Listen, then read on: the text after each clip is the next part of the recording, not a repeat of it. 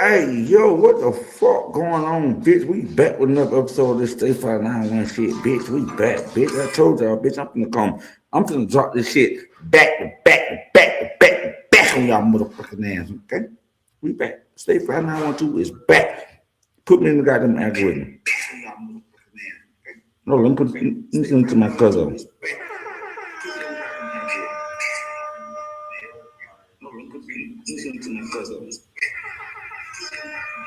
We motherfucking back. Yeah, watch me, baby. Yeah, watch me, baby. Watch me, baby.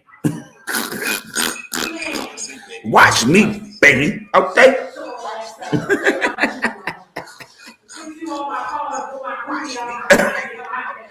Hey, damn. That damn thing don't came out. Watch your man, baby. Okay? Watch how your man motherfucking operate. First of all, let me scoot this back, all right? Let's motherfucking go. Hold on.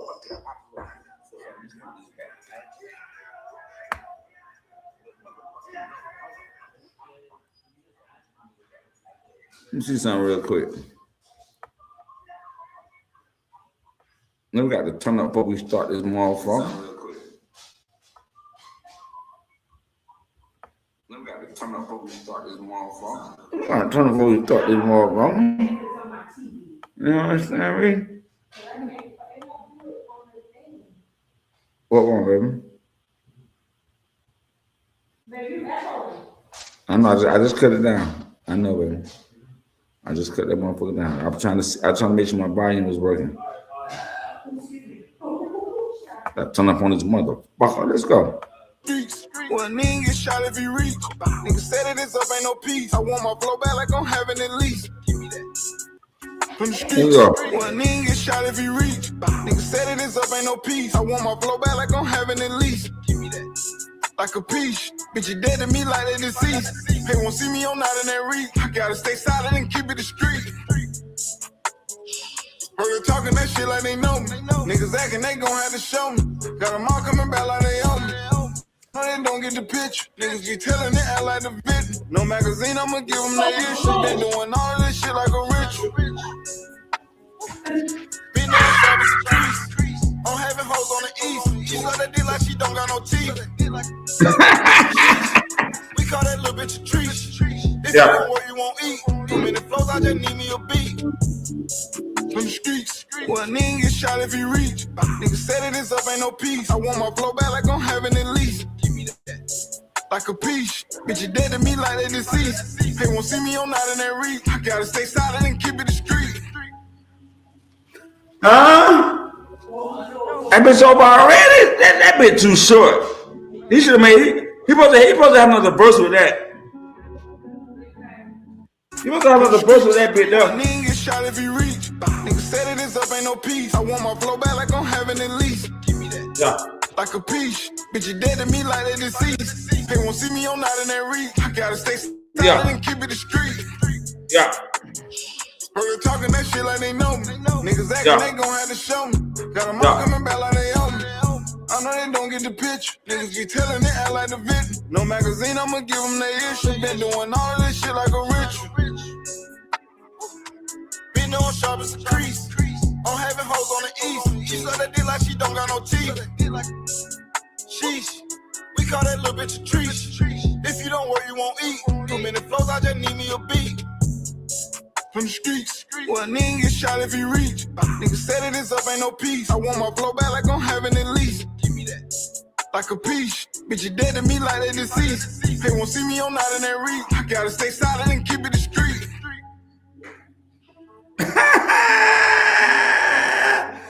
Hey, that song too short. He supposed to go crazy with that motherfucker there now.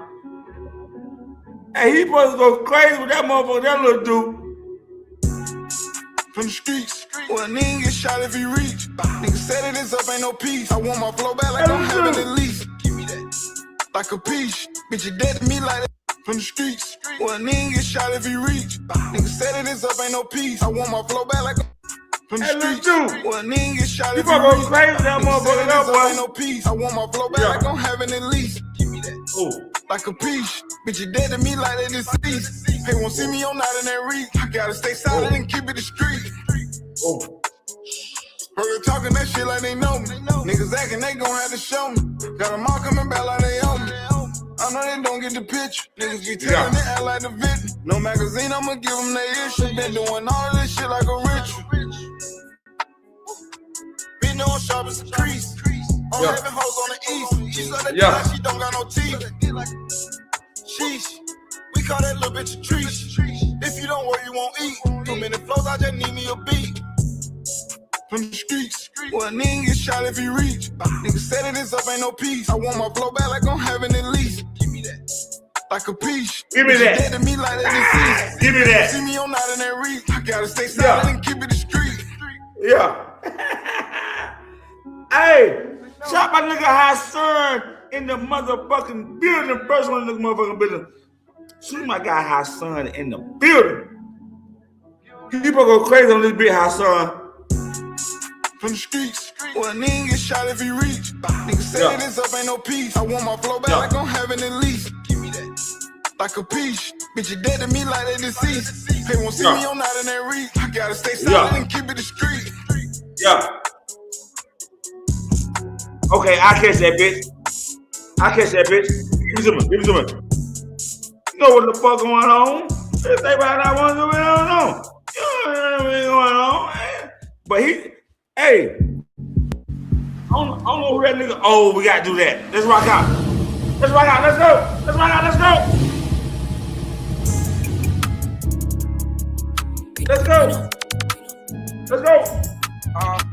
Blue House, I see you in the motherfucking building. What's up, boy? I see you in the building. What's up? Let's go. Don't play Kaiser out. Still behind this bitch, I dog me. Hey, I wasn't too good at math. On God, I run with problems. Hey, every time my money hauling. Fiend, I need all of it. Bitch, people falling. Money calling. 34, feel like Giannis. 30 Paul, big as Giannis. Hey, niggas broke, that's behind me. Shots get on side. That's behind me. I don't party. Yo, money got it. My money Scotty. So I niggas drive. Stop watching party. I smoke on the party. I say fuck a foot like I want go hit money. Never got look just like Barney. I live it, you record it. Daytime me foreign. Nighttime I'm in the foreign. New bitches got it party. Watch the bitch party. Old time you playing, getting a nut. I like my bitch boring. She 5 and down the sun. I'm tired, I'm way too big. Think that I know you eat. Baby, don't lie, I know you sleep. Hey, when I get home, I just won't throw me. You already know that. Hey, what you doing with all that ass? I say, I got an old my bad. Oh, you know what I mean. Got plenty of hoes and plenty cash. Like nothing feet. Oh, you know that I don't. I don't play Kaiser out. Me sit behind this bitch, I dog. I wasn't too good at math. On God, I run with problems. I'm money hauling. Fiend, I need all of it. Bitch, leave a falling. Go money calling. 34, feel like Giannis. 30 Paul, big as Giannis. Hey, niggas broke, that's behind me. Shots get on side. Hoes, I don't party. Yo, money got it. My money Scotty. So I niggas drive me. Hey, run that back. I like that. That's a whole vibe. I might even talk. I might play music all goddamn night. Let's go. Run that motherfucker back. I'm lit. We lit. I'm back, bitch. Let me get my watch hours back up. Bitch, we lit. Watch out. What we doing? Put every motherfucking button on the goddamn thing.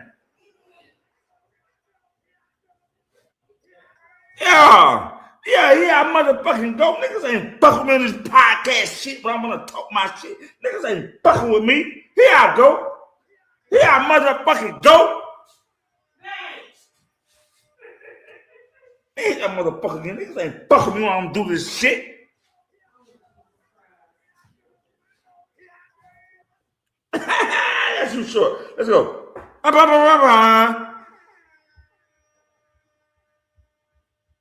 Hold on, I heard somebody come in the back. I think that's Cuzzo. That's my nigga Hassan. Hold on, Hassan. Let me turn it one more time, Hassan. Hold up. Let me turn it one more. Hey, Hassan, you back there, okay? Hassan, can you hear me? Yeah, I can hear you. Can you hear me? Yeah, I hear you. Hold on. Give me one more song. I'm turning up on it. Hey, Hassan, this nigga can't fuck with me when I really want to do this shit and talk and break some shit down, Hassan. Nigga can't fuck with me, boy. Nigga, I can do this shit, boy. Let's go. And now, Hassan, after the song, give me 2 minutes. I'm gonna come back. You on the stage. I give me 2 minutes. Give me 2 minutes. I'm gonna pop this shit. Nigga can't fuck with me in this shit. But I can do this shit if I want to do this shit. I just don't do this shit. I got time to do this shit. But listen to this motherfucker go. Let's motherfucking go.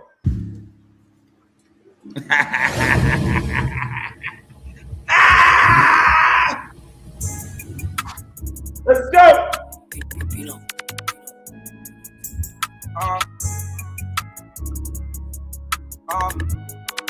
Hey, yo, KJ, man, that shit I don't play cards around me. Sit behind this bitch, I dog me. Hey, I wasn't too good at math. On God, I run with problem solvers. Hey, every time my money hauling. I'm fiend, I need all of it.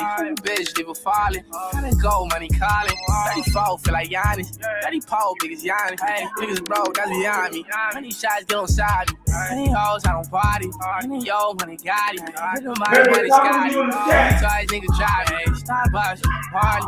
I smoke, money, party. I say fuck but like I won't go hit money. Never got look just like Barney. I live it, you record it. Daytime in the forest, nighttime in the forest. No bitches got it parted. Why she think she important? Hey, old time you ain't getting enough. I like my bitches boring. She 5 and down the sun. I'm tired, I'm way too big. 50,000, know you eat me, baby. Don't lie, I know you sleep. Hey, when I get home, I just won't throw me. You already know it on me. Hey, what you doing? All that ass, I say come throw it on me. I know you know what I mean. Got plenty of hoes and plenty cash. Life ain't nothing but feet. I hope you know that I don't play cards around me. Sit behind this bitch, I dog me. Hey, I wasn't too good at math. On God, I run with problems. Hey, every time my money hauling. I'm fiend, I need all of it.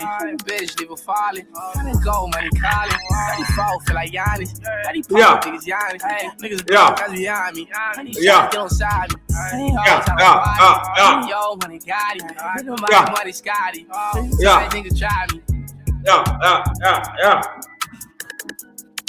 I hit the wrong goddamn thing. I hit the wrong goddamn thing, but it's okay. I got my brother, my son, goddamn in the building rocking with me. Okay, let me get to the right screen where they can show me and my guy, Hassan. All right, my guy Hassan is in the building, fucking with your boy. Stay fly to start this motherfucking show off, okay? Hey, we hope y'all had a good Tuesday. Salute to Miss Lexus in the building and whoever else have commented so far. I didn't see, but I told y'all yesterday and they were yesterday, I'm back, bitch, I'm back, okay? If you're fucking with me, you're fucking with me. If you ain't, you ain't. But I'm gonna show you how this podcast game go, okay? I'm gonna goddamn run this motherfucker up. I'm gonna build this shit, Hassan, brick by motherfucking brick, back up how it was supposed to be until they took out my goddamn watch hours. You hear me, Hassan? I am back like I motherfucking left something in this motherfucking podcast game, okay? I'm finna break down topics, break down this, break down that. I don't want to do the mess. I don't want to do the fussing. I don't do none of that shit, Hassan. I want to break down shit and let's get back to it and build my following up. One person by one person by one person by one person. Have it motherfucking go. But what's up, Hassan? How you feeling tonight? What's going on your Tuesday night, Hassan? What's going on? Talk to me. What's up? First of all, salute to you.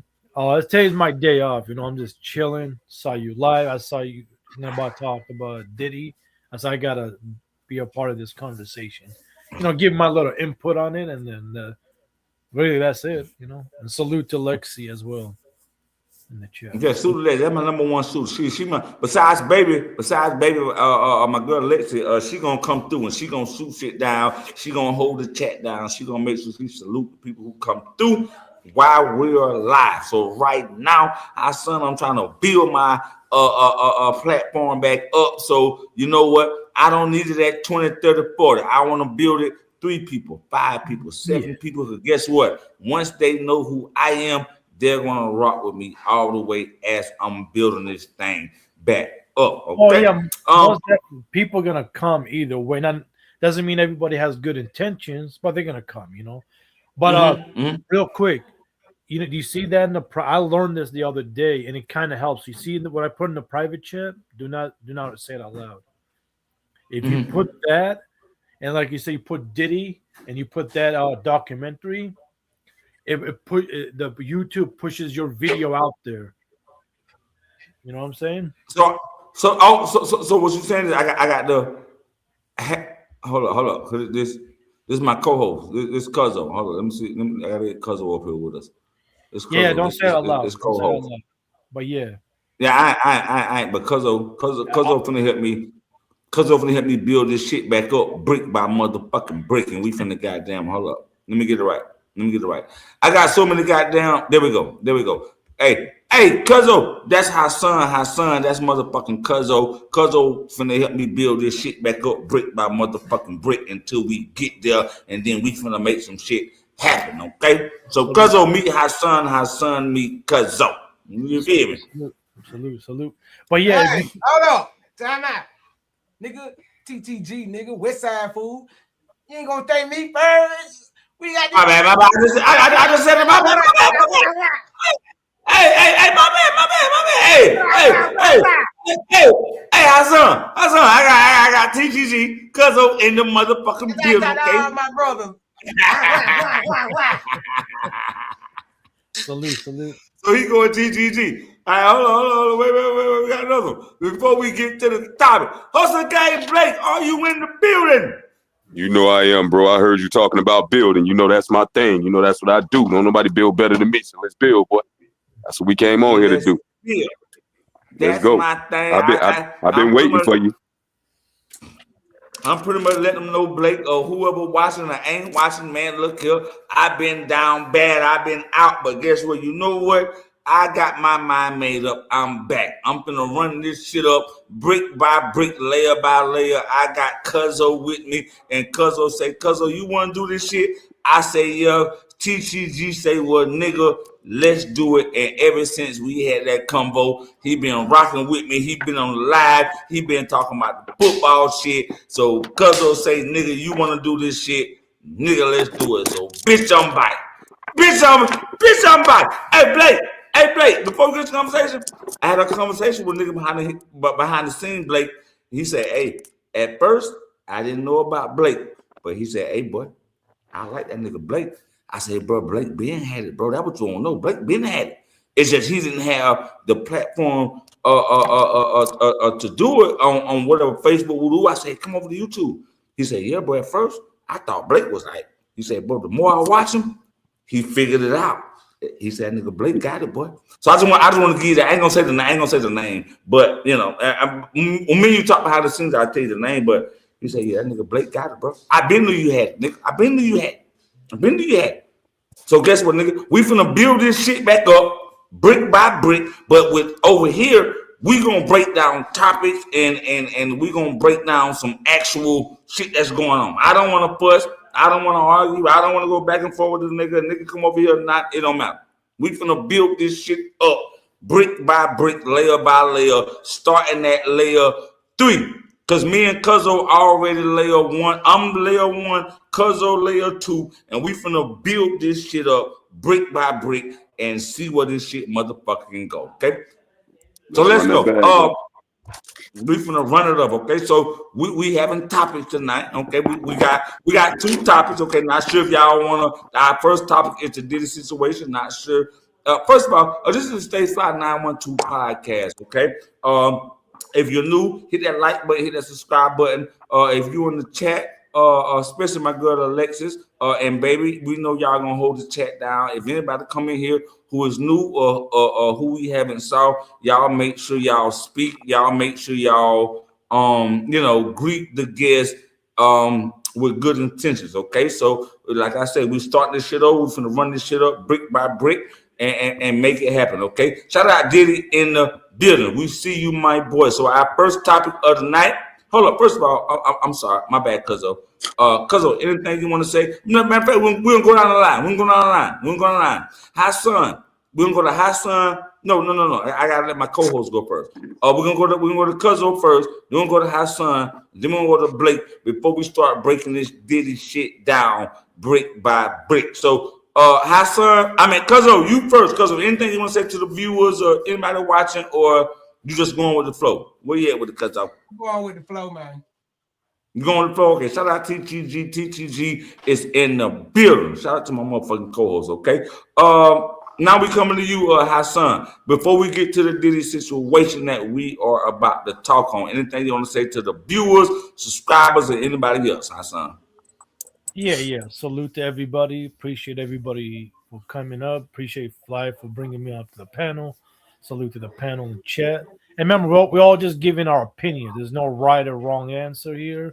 We're just going off on opinions. You can agree or disagree. It is what it is. But salute to everybody.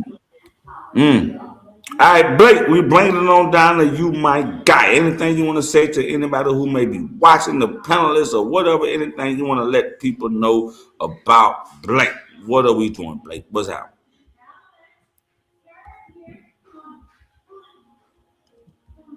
You're muted. You're muted, Blake. Okay. My bad, y'all. My bad. Y'all know what time it is. Hustle gang, Blake in this bitch. You know what I mean? Ride with my boy Stay Fly. Y'all stay tuned. Y'all already know we finna turn this bitch up just like he said. No questions asked. We're trying to run up that bag. You know what I mean? Let's get this money, boy. Content. Let's get this money, bitch. We back. Okay, so our first topic on the board tonight is about the Diddy documentary. If you've seen it, you've seen it. If you have not, you have not. But that's the first question on the board. Shout out Ted, because that's what Ted says. Sit back on the board, okay?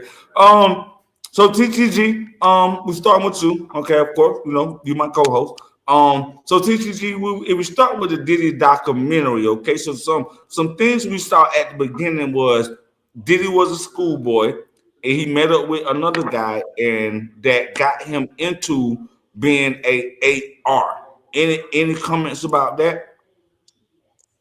You said it got him to an AR? Oh. Yeah, I can't think of the man's name, but he met that guy and wanted to be an AR. If Blake, if you and Hassan know, I don't know what his name is. I forgot his name. The dude that Diddy introduced Diddy to their life. Oh, yeah. I mean, I really ain't got no comment, but it just let me know somebody trained Diddy to do this. So I believe it was him. That's the first person to get that little money and make, and the animal already in him. Somebody just had to push that all the way through. I think it was him, and I think he kept his secret and got away from Diddy in time. So.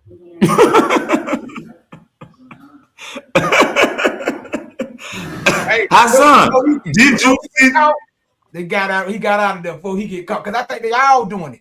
It ain't just Diddy. This is all these niggas. You feel me?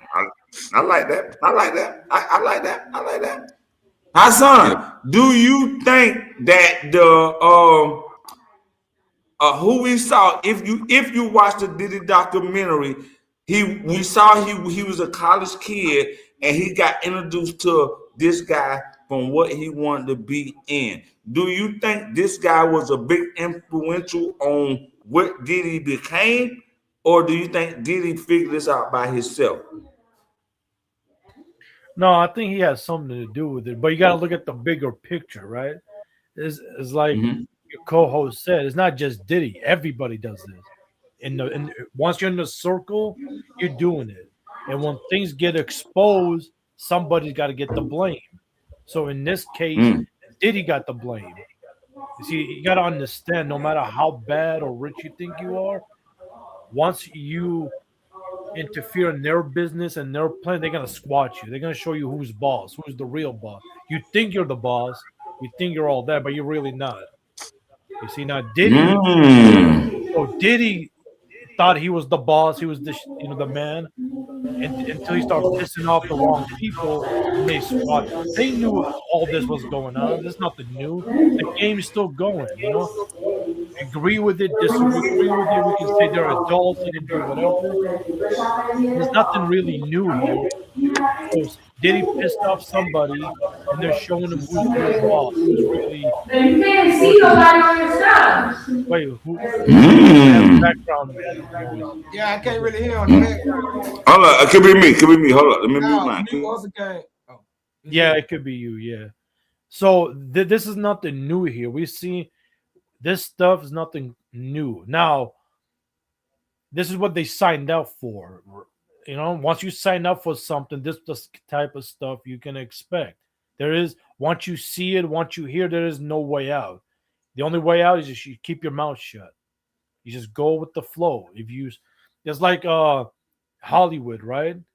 There's the demonic stuff. There's the you wear a dress. You got to do some, gay scenes or whatever. The worst out of all of them probably wearing a dress to be a superstar to get the real money. You got to do it. I don't think so. I don't think that's the worst. Or maybe Hold up. Wait. We gonna double back to that. But hey, hold that thought, Hassan. We finna double back to that. Because that's good. Because we have heard of some comedians or so and so. They don't go to that extra level until they do Marlon Wayans and thing. They wore a dress. Kevin Hart, he wore a dress. So and so wore a dress. Now Dave Chappelle wasn't with that shit. It's certain they wasn't with it. But hold up. Give me a second before we go to phase 2 of this thing. Blake, we go on to my guy Blake. Blake, we are talking about, okay, because I know you very researchable and you pay attention to a lot of these things that pertain to conversations like this. So Blake, we got to go to you real quick before we step it up another notch. So Blake, we're just going to the first part from the Diddy documentary. First of all, have you watched it? Have you watched it yet? Did, but you know what I mean? That ain't even the true story. They left out 7 key fucking people that they just left out of the documentary because of legal shit that was going to go on behind the scenes if they exposed them, like Clive Davis. You see what I'm saying? Clive Davis is truly over Bad Boys. A lot of people don't know that. See, there's an old ass white guy named Clive Davis used to hang out with the goddamn dude from the Playboy Mansion and shit. You know what I'm saying? So he been on that freaky shit for years and years with John Wayne and them. You know what I'm saying? So they been doing that low down dirty shit. He molded and trained and damn shaped P. Diddy into who P. Diddy is. Nobody will go after him because he's so big. Look him up. His name is Clive Davis. That's his name. You know what I'm saying? But he's the one that orchestrated all of this, but ain't nobody going to go against him because he's like a real high up ranking pooba. You know what I'm saying? And all that shit they got going on. You know, so it's a lot deeper than what we seeing. You know, because they left out Usher, they left out your boy goddamn Meek Mills. See what I'm saying? They left out your boy Justin Bieber. You know what I mean? People that could actually tell you real things about Puff Daddy. When they asked Justin Bieber about it, Justin Bieber responded, "Man, I don't want to ever hear about that motherfucker again. I don't ever want to talk about P. Diddy again in my life." He said, I'm in a new place in my life where I'm trying to get over all of that. Like, so they didn't bring them into it because they was victims. Him, Puff Daddy, I mean, not Puff Daddy, but him, Usher, and damn, what's the other one? It was another little boy. I can't remember what his name is. But yeah, it's like 7 people. The Cat Williams spoke about on Shay Shay Show, on Club Shay Shay. All 7 of them Cat Williams spoke about. You know what I mean? And I'd be damned if they ain't leave all 7 of them people out of the documentary. You know what I'm saying? So it's a lot more that we ain't getting, bro. You know what I mean? But they say there's other little shit coming out that we got to stay tuned for. 50 got more footage. Hey, co-host, what's your response to that from what you just heard? Oh no, you 100% right, but at the same time, he damn know why they can't be added enough. Them folks gonna sue the shit out of 50 ass. They're gonna lose all that money for that damn documentary because it's up to them to be even spoke on. And anything else, we ain't got no clarifications on it, so it's just gonna be an accusation. And if you put it in a documentary, you know, you paint the mind a narrative that is real. So people don't want it has to be 100% accurate. You're right. Like this, yep. Like this. Come on, bro. So you telling me he just been so good to Usher? Usher stayed with this guy. And not even just that, the whole making of the band clique is just tupping him out, just saying left and right things. Then they fucked up. He fucked them kids up. No, it ain't. Listen, this is deep. I think he fucked everybody up. Yeah, he fucked all them kids up, huh? Wait, let me explain something. Now, I just, Ray J. Gervin just recorded him saying that Diddy took his butt. Like, it's recorded. Like, this ain't allegedly. This is what Ray J said out his own mouth, but he didn't know the girl recorded. And he was like, man, every time I go to the bathroom, I got to hold my cheek before I go to the bathroom. It just fall. If I fart, it just fall out. He was like, what? But Ray J been a little off. So it's like everybody who been with Diddy just been a little off. And then what amazed me about Diddy is, because that's a dangerous nigga. He the type of nigga that I pray that if niggas get catch, we can smack them and get them out the way. He got the millions and all the girls, but he don't even care about that. Now he want boy, but that's dangerous. I think they want, and then he ain't even paying. He ain't doing nothing. He robbing them two ways. He taking their money and taking their ass. God, he is dangerous. I ain't never seen nobody this dangerous before. I'm glad 50 Cent Slick did this to show, because now it opened up a portal of that gatekeeping bullshit.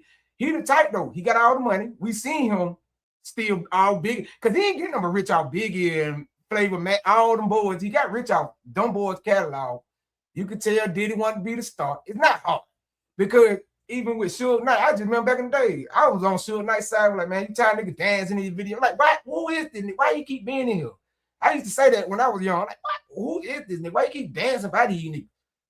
Then not even just that, the things, and then when I growed up now when I listen to Biggie rap, man, Biggie been saying some weird shit too. And not even just that. Oh my God, it's videos of they in that bit with a tranny and did it. Oh man, I know y'all seen that video, man. You ain't see that video? Which one? I think it's I love when he called Big Papa. It's one on, bro. Man, the girl in the bathroom standing up, using the bathroom. But the more the story, the reason we know what that is, because later on, that same girl in that video got killed in New York for a nigga finding out she a girl. I mean, a dude, a trainer with her, and killed her. So they been had this, like you said, stage. Then you got Clyde Davis, who was over Whitney Houston, all these big boys. We know he the king of. So he showed Diddy how to steal. But more of the story is, it just say he did it on the black community. And then he tried to take it. This is why I say it got nasty for him. He tried to take it business somewhere like with liquor and all the other boys. That's what I can tell you after that DeLeon situation. Man, them people ain't playing that no more. They just got he a gatekeeper. Look how he did Cassie, bro. He ain't even doing. But hold up, we ain't gonna hold on. Wait, because we got to get there. Hassan, from right now, just the first part. Anything you want to say before we go to the second part of this thing? Because Cuzzo and Blake, they laid the foundation. We'll be starting with this. They both named Clyde Davis. They both have named certain things that he did, but let's slow walk into this thing. So anything you want to say before we go to part two? Because we finna get to the biggest shit. Then after the biggest shit, we finna get to the pop shit. After the pop shit, we finna, so we finna slow walk this thing into where it's going. So right now, and then Blake, we're gonna start right back down from the bottom. Blake, we're gonna get into your thoughts of Biggie, Cuz, your thoughts of the Biggie, your thoughts of the Tupac, but we're gonna slow walk this thing until we can't do no more. So far, Hassan, what if you're shout out my nigga Lane Life in the what's up, Lane? Shout out my nigga Lane. Hey, Lane, I ain't got no smoke with you, bro. You know you my motherfucking nigga. Shout out my nigga Lane Life in building. Salute the Lane Life in the goddamn building. But go ahead. My bad, Hassan. Go ahead. Yeah, all I gotta say is 50 Cent needs to watch out now, because his day will come. His day will come. Right now, they're just using it to go after Diddy and make how evil Diddy is, but his day will come, so he needs to watch out.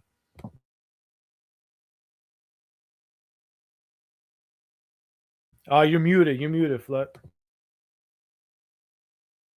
I think we've been new. They've been rivals. 50 never liked Diddy, which is something else we're gonna get to after we get through all these the certain talking points of the show. We're gonna get into that. I don't think Diddy and 50 never got along because I think a baby mama or something. I don't know. But let's get into the first what they call it, the first stone of the show, which was Biggie. Because Blake, I want to hear you, and then Cuzzo, you're right after Blake, so we ain't got to stop. Okay, now what I love is the decorum. Nobody ain't cut nobody off. Everybody letting whoever talk, who want to talk. So we're gonna give it to Blake. So Blake, with this situation, with the unless y'all know something happened before this, I think this was a big turning point. Besides Diddy, getting right, doing the Son John, all this shit. Blake, where do you? Because this more you're a little older than us, so you from New York, So this was more of your time that you can tell us a little something that what was your mind frame? What was you thinking when the whole Diddy and no, the whole Biggie and the West Coast thing happened? Okay, so you got the floor. Give it to us, cuz as soon as he done, you got the floor next about what do you think about the Diddy before we go to Pop, the Faith Evans and all that, Snoop Dogg and all that. You got the floor, Blake. Your boy Diddy, you know, your boy Diddy was always terrified of damn Suge Knight, Tupac, all them boys type shit. So, you know, he pretty much damn I think Diddy set all that shit up. Is that what you're asking me, to get them boys knocked off? And my feelings at that time, when it actually was transpiring and that West Coast, East Coast shit was going on, if you was really there in those places, like us, right here in the South, we knew that East Coast, West Coast shit wasn't really nothing. It wasn't really no East Coast, West Coast beef. It was what social media and TV made that shit. You know what I'm saying? We knew them niggas wasn't really going. I mean, them niggas was coming back and forth from California to New York. They going back and forth from New York to California. It wasn't no real rivalry until after people started dying. And once the people actually started dying, that made shit, you know, that escalated shit to the next level. You know what I mean? Of course, motherfuckers dying now. But in the beginning, it was just damn, what they call it, propaganda. You know what I mean? So, I mean, it wasn't no heat in the streets for the West Coast. You know what I mean? And I hear a lot of people in the West Coast say the same thing about the East Coast. You know, but once damn Pac got off, you know what I'm saying, that's when the East Coast, that's when it wasn't no room for the East Coast type shit. And Biggie was never supposed to go. He was even getting ready to go across seas or some shit, and Puffy literally set this shit up type shit. Like, he wouldn't let Biggie leave. Biggie didn't want to go, didn't want to be there. He had already got death threats and warnings and shit. Don't come to Cali. Then goddamn, your boy Puff got rid of the fucking security that's supposed to be around him, same way they did Tupac. See what I'm saying? So that's how you know all of this shit was orchestrated and set up by the same individual, man. Because it all happened the same way. Look at how it all transpired. It all transpired. It was damn near identical, y'all. Only difference is Biggie them didn't ride off really. You know what I mean? They pulled off and the boy opened fire right there on the spot. Same difference as Tupac. Tupac them got to the red light and they opened fire. You know what I mean? And they said it wasn't even the gangster. The gangster just taking the fall for this shit. I really believe it was politically set up. You know what I'm saying? But, you know what I mean? I may be getting a little ahead of myself. You know what I mean? As far as Biggie go, you know what I mean? My city, I mean, honestly, we love Biggie. Point blank period. Everybody love Biggie. You know what I'm saying? But me personally, I love Pop. You know what I mean? I always been a Pop fan. I love Biggie too, but I always been a bigger Pop fan. Yeah, hold on. We finna get in the Pop. We finna get into the Pop part. TCG, Cuzzo, your turn. Take out. How do you feel about the Biggie situation? Do you feel that after watching this documentary that Puff has something to do with it, or where you at with it? I mean, I can't really say. I mean, of course, you know, Puff had something to do with it. If they even had time and saying that he supposed to go here, but he ended up going here, it's just like this shit. Hey, man, let me tell y'all something, man. Y'all don't understand the game. No matter what type of game, it's eat be eaten. It's snake be snake. Like, even with, we don't seen it with, it's just like this. If a white lady, her husband, she tied his ass, and he got $1 million insurance, hey, I'm gonna get somebody to kill and get that chick. And Diddy needed the chick. Diddy wasn't going nowhere. Biggie was about to leave him. He knew when Biggie seen those contracts, he knew Biggie about to get the hell up out of there. It ain't hard. It's just sad about Tupac. I ain't gonna even talk about him yet. But the thing about Biggie is he just got punked and just, man, he just got fucked all over every way. Which way y'all want it? It's bad. Listen, which way do y'all want he didn't get fucked? And got bullied at the same time, because even in the document, they talking about P. Diddy was up there spying on him about writing Junior Mafia shit, because he on contract, once again, took all his money. So Big wasn't even making no money. Nobody don't even understand this shit. He wasn't even making really no money. So his mama had to go to court, about his fucking damn shit for the kids, you know, all the money and shit. What they call that, his estate. His mom's had to go and actually fight for 5-6 years to actually get that, y'all. So he right. Contract was vicious. And then this what hurt me the most. It's just he faked that, man. He faked it. But like you said, the similarities. How both of y'all get caught in the car in Cali, man? How both get caught? The similarities. It just did it, bro. That is he the definition. I think he worse than Pablo Escobar, boy. That nigga the most. That nigga the devil. Diddy the devil, nigga. Yeah. Hey, hold up. Get into that point. Get into that point after Pop. Cause we got two more. I salute Lane. I see Lane. Hey, Lane, you after you after Hassan. Hassan, we'll get in the conversation. How you feel about it, Hassan? What's your thoughts on the whole Biggie situation? Where you at with it after him, Blake and TCG go? Where you at with it, Hassan? Hey, Lane, you next. I mean, for sure.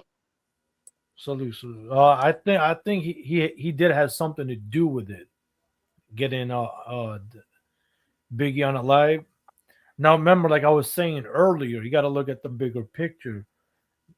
P. Diddy, all the stuff that he did, he doesn't do it on his own, right? There's a bigger players involved in this. Now we gotta understand one thing. Once you get influence over people, once you get a big attention, people start following you. If you don't follow their guidelines, you're gone. You know. Now we can put all the blame on Diddy where we want. I think it's somebody bigger than Diddy. You know. So it's not just Diddy involved. So it's a bigger people. That's what happens when you become famous. You know, you get famous, you get rich, but there's also the dark. That's why some people staying quiet. Like look at Lil Wayne. Every word he says, he's like careful with it. You know, because he doesn't want to say the wrong thing and piss off the wrong people. That's why Jay-Z staying quiet. Because he knows if he speaks out or acts like Diddy, he's gone too. He's next on the list. Yeah. So no one is safe. So it's better to keep your mouth shut and go with the flow. Or look what happened to Diddy and look what happened to Kanye. And the list goes on and on and on. You know? So. Okay. I can put with that. So Lane, which part you want to start at? I think you missed the first half. You want to start with the where you want to start from what you heard, Lane? What part you want to elaborate on? Well, right here where y'all at. Right here where y'all at. Okay. Yeah. In my humble opinion, I don't think Diddy had nothing to do with Big Death per se. Now, I do think he was negligent by moving the way they was moving out there in California, especially after Pac just lost his life and everything that was going on. I do feel like he was negligent, but I don't think he wanted Big out the way because at the time, Big was, he was.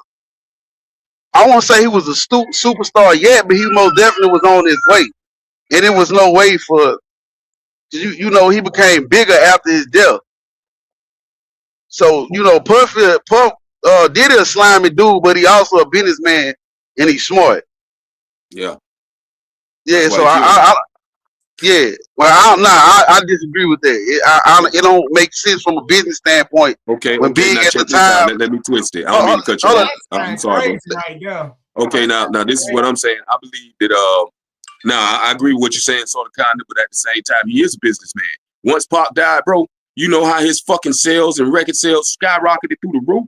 When Pop seen that shit, he said, "If I do that same shit to Biggie Smalls, now that's business, bro. I can keep his royalties forever, and I can make money off of this forever." But this is the thing. But this is the thing that you're leaving out. You can't compare Biggie Smalls to Tupac at that time. Pac was a movie star. I mean, probably the biggest rapper on the planet. I beg to differ now. I beg to differ because Biggie was big in his own right, bro. Biggie was big. Biggie was big on the East Coast, bro. Niggas had to literally divide. I get that. Yeah. No, I get what you're saying, no. But at the time of Biggie's ultimate demise, he was not on the level of Tupac. It was not even close, bro. Yes, he was. He was. Go ahead, Cuzzo. Go ahead, Cuzzo. You got the flow. You got the flow. Then we're gonna give back the lane. Then we're gonna give it to Blake and Hassan. We don't want to talk over each other. Okay, Cuzzo, you got the flow. Elaborate on what Lane said. Give it back to Lane. Then we're gonna give it to Blake and back to Hassan. I just said because around them times. Look, let me tell you something. Once it's simple as this. So you telling me of the biggest beef against Tupac and him Tupac got out of jail, started talking that shit. You get what I'm saying? Biggie was already hot in New York. And here's the thing people don't understand. Biggie don't even have to be worldwide. Biggie went platinum in New York. So and after years graduated, he just got bigger and bigger because everybody knowing the story. But Biggie always went platinum. I mean, always went crazy in New York. He don't have to go no farther. I mean, Tupac, of course, I mean, after he died, but at the end of the day, like you said, he was a movie role, all like that. But Tupac wasn't getting that money like Biggie was either. At the end of the day, they both were getting robbed. If you go look at these deals, before he got with Suge Knight, they both were getting robbed. It's easy, as simple as that. And both of them got bigger after death because why? Everybody know when a nigga die, everybody gonna listen to him more. So that's why I say these are arguments that we really can't never say because one died this year and one died the next year. We ain't seen them in their baby prime. We ain't even seen them with their first album. We don't know what they're gonna create. We just seen them with the last album. Everybody just love them because they did. But at the end of the day, they both were equal until they died, and then they got bigger and bigger and bigger and bigger. And like certain days, like on Biggie birthdays, he sell out, and on Tupac days, he sell out. Certain days on his birthday, he go crazy. Like Mother Day, he sell out. His screen go crazy with Dear Mama. It's just certain things. But at the end of the day, At the end of the day, all I'm saying is that they both was on equal playing fields, and it's as simple as that. They both was at the same level. I'm gonna tell you why I beg to differ. You said Biggie was big in New York, and you reiterated he was big in New York. Pac was big from coast to coast. Now I want to make sure we talking about the same Tupac. We talking about Poetic Justice, Gridlock. We talking about damn, what's the name of that movie? What's the name of that Pac movie? Juice. Yeah, I want to make sure we talking about the same Tupac Shakur. Pac was big from coast to coast. Respectfully, bro, niggas was not listening to no Biggie Smalls in the southern region. Yeah, you had a few outliers. Yeah, but overall, we was not listening to Tupac in Biggie in Louisiana. We jammed everything Pac did. Pac was international, G. Coast to coast. On top really of being a movie star. It's really to the point now where you can't have one without the other. When you hear Biggie Smalls, you hear Tupac. When you hear Tupac, you hear Biggie Smalls. They go hand in hand now. When you even hear people talk about the greatest in nominees and awards and shit, what they say. The greatest like Tupac and Biggie and Tupac. You know what I mean? It's according to who the person likes the most. But it's always Biggie and Tupac. So we just label them now. They are the greatest. You know what I mean? You got two greatest. You got your East Coast greatest, you got your West Coast greatest. I mean, it's etched in stone now. You know, it just is what it is. Just to piggyback on what you're saying, just that have been about 26, 27 years since them two brothers lost their lives. May God rest both of their souls.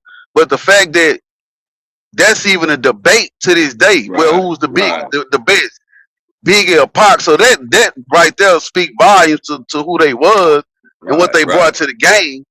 You know what I mean? Bet. Hey, I say something because I just had to look it up to get you what I'm trying to tell you. Okay, Pac debut album, All Eyes on Me, did 100 million copies. Biggie debut album did Life After Death did 6 million copies. All Eyes on Me was Pac debut album. Listen. I mean, Life After Death. I mean, on to his last. What I'm saying is they last album after he died. Okay, but what I'm saying is Tupac All Eyes on Me went diamond 18 years later. Nigga, Biggie album Ben went diamond. That's what I was trying to tell you. That's how Biggie got rich. That's how he got most of that money. It's from Biggie sales. That's a proven fact. Biggie was Biggie is I think he was like the first one of the first black rappers around the time that went platinum. Diamond like that. Other than like Michael Jackson, Eminem, or somebody like that. Biggie like one of the first rappers. Tupac didn't do that till 18 years later. That's all I was saying. When did Ready to Die go platinum? Diamond. Ready to Die? Let me see. When did it go diamond? It went down, man.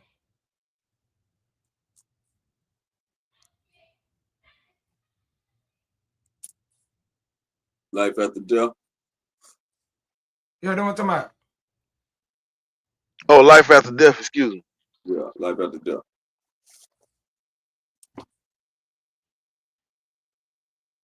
That was my shit too.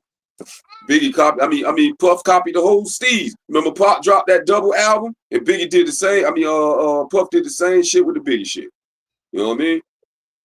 Because that was a double album too. Like that. Hey, Hassan, I ain't gonna leave you out, Hassan. Anything you want to add, Hassan, to what they're saying? Anything you want to add? You just trying to, get in where you fit in. Anything you want to add? I'll say this though, like if in America, Biggie and Tupac, maybe they're the same fame. Maybe depends on the area and the people you're talking with. Some people might say Pac, some people might. But worldwide, people know more Tupac than Biggie. Yeah. Outside of America, like Tupac is more known.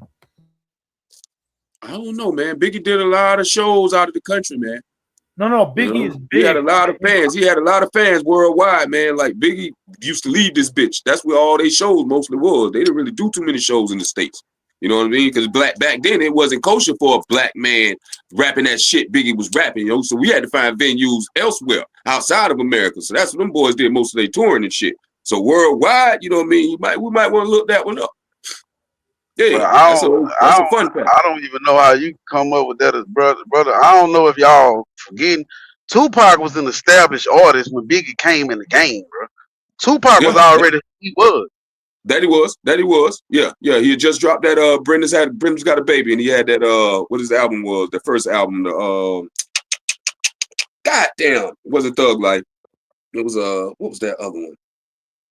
Yeah, I can't remember the name of it. Yeah, Biggie. Not Tupacalypse. What's the name of that album? I know it's when you talking about. Now. Yeah. I think that was Tupacalypse now. Biggie went diamond 3 years later after he died. Tupac went diamond 18 years later after he died. That's all I'm gonna say. I told you, New York. What the people don't understand, like California, New York, Louisiana, and they don't give a fuck about the word on them. They hold them down. So Biggie went platinum 3 years after he died. That's all I got to say, bro. Biggie was a bigger artist towards the people when it comes down to certain things. It just no. The hood. I'm just saying. Listen what I'm saying. His people supported him more than Tupac. Tupac went diamond 18 years later. If everybody the world loves him, I don't understand. If Biggie went diamond 3 years later in 2000, he died in 97. He went diamond in 2000.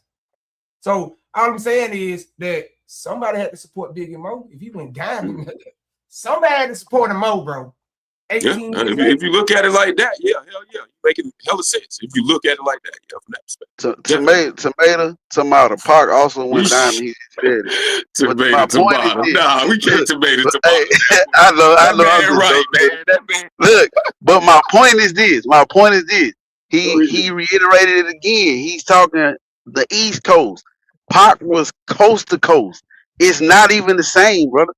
It's not even the same. He was actually saying worldwide, because those are worldwide sales. In order for him to go diamond, like he went diamond in 3 years, those were worldwide sales is what he's talking about. So he went diamond in 3 years after his death. And Tupac didn't go diamond. And I'm a Tupac fan. And I'm just going with the statistics. Till 13 years later, that speaks volumes. You know? I don't know how. I mean, more people bought the Biggie shit than the Tupac shit. That's simple as that. Hey, I guess.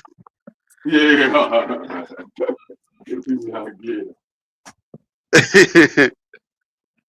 Nah, I hear what you're saying though.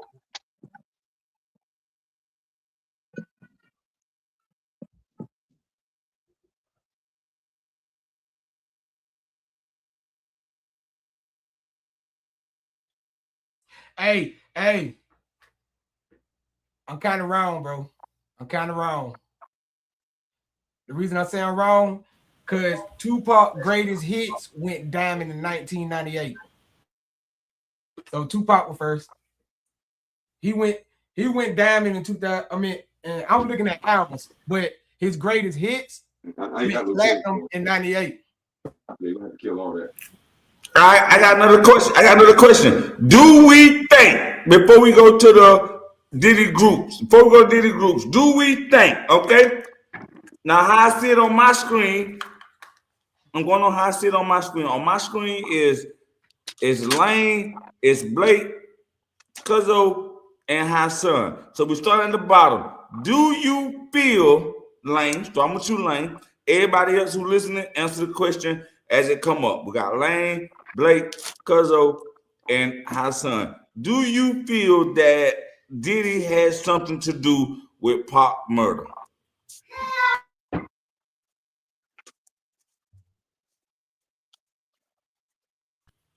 So answer that and say why. Okay, Lane gone. All right, Blake, we on you. Blake, do you feel that Diddy has something to do? Damn, hold up. Lane back. Let me.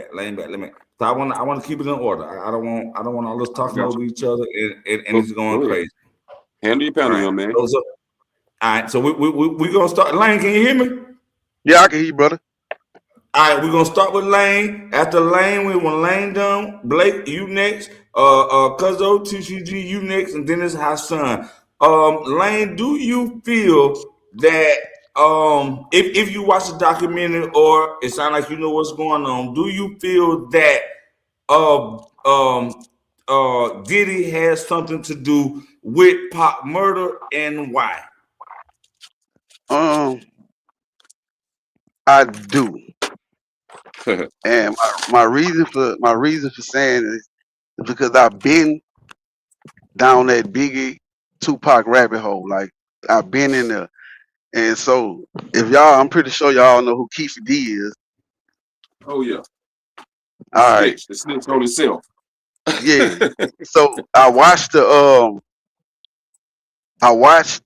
it was Detective Greg Caden. I watched his Vlad interview and I also read his book. And in his book, he said, this was his words in his book. He said at the time about, y'all heard about the $1 million that came up. And he said that could have been proven at the time. He said they had all the evidence that they needed to put an indictment out on Puffy and get a conviction pertaining to Tupac being unalive. And then I heard the Prophet tapes with Keefe D. He kind of in them Prophet tapes, he basically said the same thing that Greg Caden said in his book. And you know, when you giving a Prophet to the that was the FBI, the DEA. When you giving a Prophet to them people, bro, you can't tell no lies. If you tell one lie on the Prophet, your whole deal's out the window. Yeah, they take your immunity away from you. That's right. They take it away from you. So I do believe he had a hand in it. I do. Yeah, I do. For that reason. Go ahead. Okay, Blake. On you, Blake. Yeah. I mean, I'm 100% in agreement with my guy. He knows exactly what he's talking about. I watched all the documents that he watched. I heard all the same shit that he heard. You know what I mean? There ain't too much more elaborating I could do with that one. He hit it dead on the head. You know what I mean? Yes. And they could have figured that out years ago. Keefe D had already told on his goddamn self to the white man that he talking about, fucking investigator that died. You know what I mean? But he had already narrowed all that shit down, man. He had all the suspects. He had all the people. He had all the proof. You know what I mean? They covered that up intentionally. Money talk. You hear me? Bullshit run a marathon. Okay, 2 for 2. Cuz where you at with it? Hell nah, I don't think so. And the reason I don't think so, I think so he had something to do with the first time he got shot in New York, but in Cali, no. I'm a gangster, nigga. That's hood shit. You jump the nigga, you jump the nigga at the thing, nigga followed around you, followed and caught your ass slipping. And he could add that in there because he know at the end he talked too much and did all this and not a fed on his ass. He could say did it so he can get thrown to somebody else. You can play victim now, nigga. Cause if it really, come on, bro. If you smack the nigga, you say a nigga ain't give you $1 million, bro, you gonna be talking about that shit. You gonna be crazy. You gonna go crazy, especially you. So you think Keefe D lying? Is what you saying? Hell yeah. This bitch lied himself in the prison, bro. Wait, let me explain. No, he not separated. He told the That's truth about him being in that car. He told the truth about him being his cousin, but this is what I'm saying. Orlando, the one that they said killed him, right? We got video footage. There, so yeah. Tearing his ass up. Yeah, they getting the business. I'm from the hood, nigga. I know what that is. That ain't no word. That ain't did no shit like that. No, that nigga got caught slipping. He got caught slipping. And he didn't know. They thought that shit was over with, riding around. Yeah, well, you know, that nigga gonna ride around and look for you. That's some hood nigga shit. Tupac got caught up in some. Tupac trying to be hood, knowing Yeah. he ain't hood. Nigga, you wrote about. I know you ain't hood. I don't care what y'all got to think that nigga hood. I don't believe Tupac hood. Nigga Right, right. Everybody know he wasn't. Go ahead though. So the issue is you playing in a city where niggas bang for real, nigga, and not even just that. You stumped the nigga that took your chain. You been had issues with this nigga. Yeah, took some other nigga chain. Wasn't even his chain. Yeah, it wasn't Pac chain. No, Orlando snatched Tupac chain or something earlier. No, Orlando snatched Tupac homeboy chain. Yeah. But it was one of the Mob Pyru chains. But just think about this. Just think about this. I just got jumped. Do you imagine? Do you see yourself? I just got jumped. Do you in your city? Do you see yourself? Hey, Diddy, I got him right now. Send me $1 million. I go kill him. That don't make sense. Some nigga got loaded. Some nigga went and got them scraps and rolled around. That's a good twist. Everybody, listen. Keep it deep. Thought he was gonna get away because everybody did. A dead man can't talk. But the issue is, you put yourself on the crime scene that your dumb ass was in the car. He did that now. 100 times. And wrote a book. And wrote a dumb ass just book. right quick. Look, just right quick. I don't know if you know it, bro, but the $1 million had already been on the table. Keefy D said in his proffer, and Greg Caden said in his book that by Tupac doing what he did to Orlando, that just made that like really gave him a reason because Keefy D said, bro, we love Pac. Nigga, that nigga putting on for the West. So we ain't got no problem with the nigga, but $1 million is $1 million. That's right. Can I say something? Bro, I'm from a hood, bro. A nigga smack you and go to your funeral, cry with your mama, nigga. No, I At the end of the day, he got caught up in some LA politics. He ain't had no business and run around thinking that shit was sweet. That's just simple. Agreed. I don't really ain't nobody. And listen, Diddy ain't paying nobody, and a nigga ain't gonna do no lick for no nigga if he ain't even dropped the money. He did drop the money. He did. He dropped 500,000. But Zip took the money. Zip took it. Say allegedly, because that the nigga that they say got the money, he ain't said nothing. Man, keep it. Yeah, Zip ain't going. Zip ain't going. Yeah, okay. But I will say allegedly. He got caught. He put himself in that car. Now he realized this shit coming down on him. Think about it. He the only one getting charged right now. Everybody dead. Man, that man know for a fact. I don't care what nobody say. He ain't have time to be like, yo, we killed the nigga. Can we get money? Because even if a nigga call me with that, y'all killed him, I ain't giving you shit. Now I can celebrate. Hey, but look, do you remember? Right, just right quick. Do you remember Pac, Mama Sue, Los Angeles County, and Big and Mama Sue, Los Angeles County? Yeah. I mean, do you know what? That ain't got nothing to do with Diddy. No, I'm about to tell you why they sued him. Because Greg Caden was pushing the line. Bro, we have the evidence to convict these guys. What are we doing? Prosecutors never picked it up. They can't tie that. Listen, Diddy, first of all, just think about this. How many senators and mayors we try to tie up this shit and they can't get tied up? First of all, money talk bullshit walk in the courthouse and people know people friends, masonry friends, sometimes secret sorority friends. Listen, if they had any dab of evidence that Diddy transferred some money, it don't matter if he transferred the money, you still got to have a conversation or a witness to prove like, hey, he gave me $1 million. But Keefy D said he never got the money. So that should tell you right there. Zip ain't talking. Yeah, Zip ain't talking. But that's what I'm saying. At a point in time, he might be like, man, let's get that nigga. Because the beat was strong. We don't know. Hey, kill that nigga. But them niggas got jumped that night. Because I just know it was my situation. If my cousin get jumped, nigga, let's get in the car. Let's go. Let's go now, nigga. Or don't be like Rick. Don't be like goddamn Cooper Gooding Jr. jump out the car when it's time. Nigga. Let's get in the car now. Let's go. So guess what? I really feel like that was just a moment. And some beef ass bullshit just took the greatest rapper alive out of him. Not no Diddy, just some street politics. He ain't had no business even ride around thinking it's safe after you just jumped the nigga. Because you know niggas coming. After a Mike Tyson fight, everybody listen. Anybody in California let you know right now, man, listen, y'all really think Diddy had something to do with that? That's hood politics. That happens 24/7. That happens every day out there, bitch. Everybody want their revenge, retaliation, get back. And like he said, we didn't even know that was him until them girls said, hey, Tupac. So they let you know. Niggas man around looking for a nigga. That ain't rocket science. I don't care what nobody say. Diddy ain't had nothing to do with that. That nigga got caught sleeping in some hood politics. Hey, Hassan, where you at with Hassan? Let me know something. Hassan. Yeah. Well, TG just made a good point though. But allegedly, if Diddy, what it is involved, the only thing I can think of, take the competition out. Because Tupac is their competition. That's the only way I can blame Diddy. But TG could be right. There's some LA, Los Angeles, California politics. But we never know though, They were in Vegas though. But Vegas. Yeah, they was in Vegas. Yeah, they shot in Vegas. Hey, But LA, again, Vegas you gotta like know this, people. 2 hours, 3 hours away. Yeah, Vegas like 2-3 hours away. It's not Like that far. this. When niggas get on the run in LA, certain parts of California.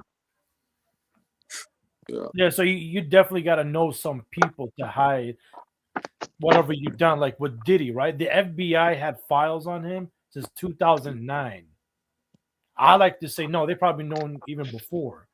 So they've been knowing what Diddy was doing. Everybody knew if you're in the game.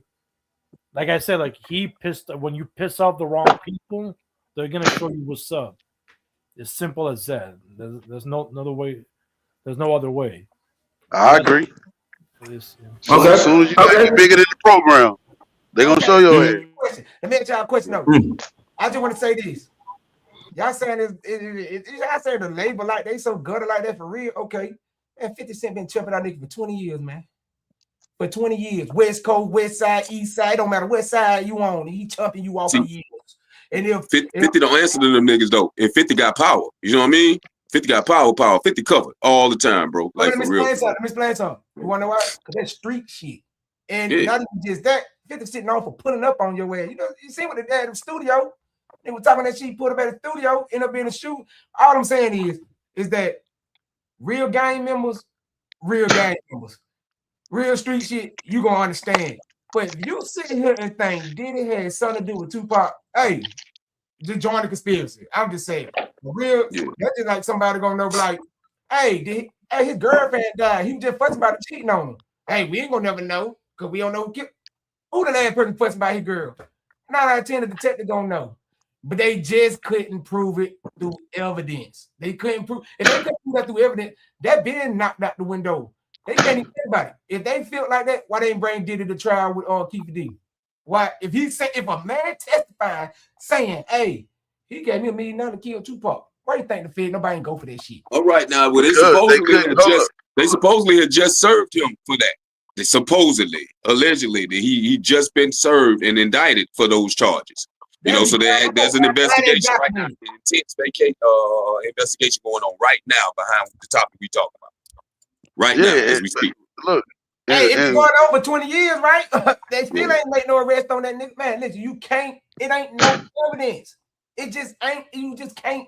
Listen, you got caught up in that car. You ran your mouth for years. We let you slide. We putting this shit together. But now you want to tell us that Diddy paid you? If that's the case, you ain't meant. But he been saying that for years. Keefe D been saying that all along. Nothing new.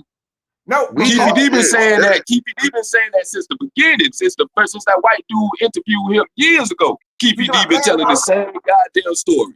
Okay, look how long that was. Real. I'm talking about 15 years down. Tupac died in 96. He ain't started saying that until like 2017, 2018. No, bro. You way off, bro. It's when the documentary was made. Check out the documentary. What's that white boy name? It was actually before that. It was actually before that, bro. I'm talking about you never heard Keefe D say that until he got on Vlad. And he wrote it in his book. He wrote it in the book. Go look what year his book came out. Now he was saying it before his book. He was saying it before that, bro. He did that profit. Hold up, I don't want to put out no false information, but he did that profit when they came and got him. Keefe D was the bird man. The feds came and got that nigga. What year he made the profit? It's gonna be 2020. What? Hell no, that's way before that. What year the white boy shot the video you talking about? What, 2 years ago? Cause pop up the video they talking about, bro. I want to see. I'm talking about the one that he talking about with the old white man, with the white officer. What year that was? That was like 2000. 2002 or some shit. That was Let me. What was the that? video? The video who Keefe D and what video? With the dude that wrote the book. Remember the white guy, not the white guy that actually wrote the book that we were just talking about. The book. He ain't write no, I no, hold on. I ain't talking about Keefe D. I'm talking about the officer. He been calling his name the whole time. I'm trying to get the name from him. Old boy down at the bottom. 2009. 2009. Okay. 2009. That's when he got full immunity. Who? For all that. Keefe D in 2009. And what year was old boy shot? What year old boy shot the video? I think it was like 2007, some other shit like that. It was early. Yeah, I can't remember when they shot that video. Okay, but what's his name? Ben put that out. His name Greg Caden, I think it is. Greg Hayden, Greg something Caden, like that. something like that. Yeah. All right. Listen what I'm saying. He didn't start hearing about Keefe D talking about this shit until he got on talking about his book sales. His book. Well, niggas don't read, but he been saying it. He been saying it. What year Keefe D wrote that book? Cause I'm telling you, that book ain't come out before 2015. This young boy open the door. Oh, let me see. Let me check it out. Greg Hayden. Hold up. Why you check it out? I'm gonna skip another one. Of course, I see it on my screen. Okay, so of course, Lane. I see Lane, Blake, Cuzzo, and then my guy.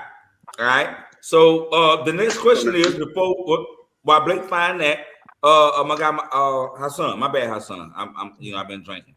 We'll start with Lane because I want to know this question. I want to know this question too. Once you learn how the business work and what's going on, nope.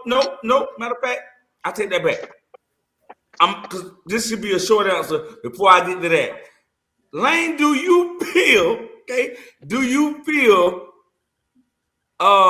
Diddy was wrong for making Biggie pay for his own funeral? That's my next question. There we go. Lane, you first, and we're gonna go up the line with that.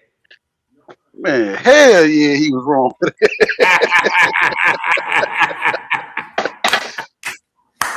Hey, let me say this, Fly. Maybe if he would have did it and not act as if he came out of pocket for it, maybe that's a different story. But he made the world think he paid for all that. So it's like, damn, bro, that's some slimy shit. That was some slimy shit. Nah, for real, Fly. Like he dead ass wrong. That nigga piece of shit. That nigga piece of shit for that shit. Nah, he a real piece of shit for that. Hey, on the documentary, I forgot how they said that. How they knew that. Hold on. Blake. What's your response on that, Blake? What's your response on that, Blake? I agree with my guy again here. That nigga a real piece of shit for that shit, man. That's real fucked up, man. Like, goddamn. And it was a big ass funeral too, so he spent a lot of goddamn biggie money on that motherfucker, man. That's some fucked up shit. I didn't know that until the documentary. I didn't know that. Yeah. I did not know that. That's definitely new information. I didn't know that, cuz that's fucked up, Diddy. Diddy the devil. Real spill. Make a man pay for his own funeral after you killed him. After you killed him. You gonna make him pay for his own funeral after you kill him. Damn. I'm through. Cause where you at with it? How do you feel about Diddy making Biggie pay for his own funeral?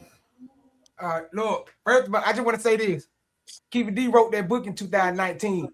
But man, I ain't gonna even lie. Man, listen, just listen to that shit. Man, that's the gangster shit alive, man. I can't even be mad at him. Look, what? That nigga ridiculous. Let me tell you why this the gangster shit alive. Let me tell you why.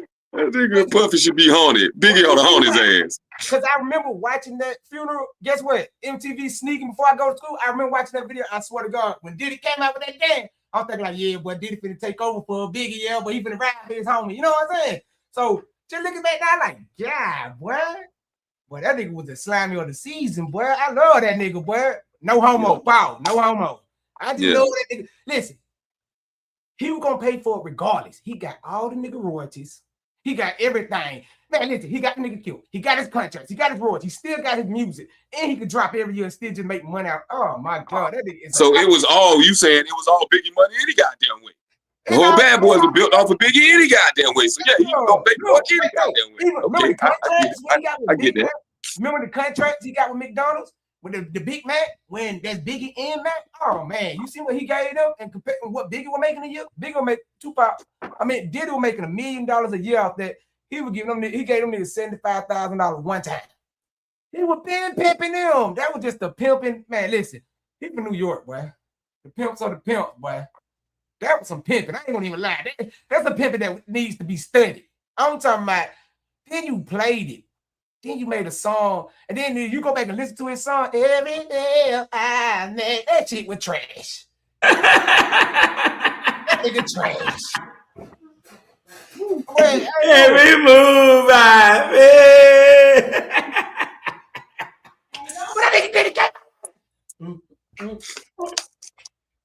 Well, I want to start hard to say. What is it, man? I don't know, but I be missing you. But did it? I saw it. They're like Batman and goddamn Joker, boy. He might be my favorite villain, boy. Wait, Blake, TG, what do you guys think about Russell Poole and what he said about the Tupac and Biggie? You guys know about him?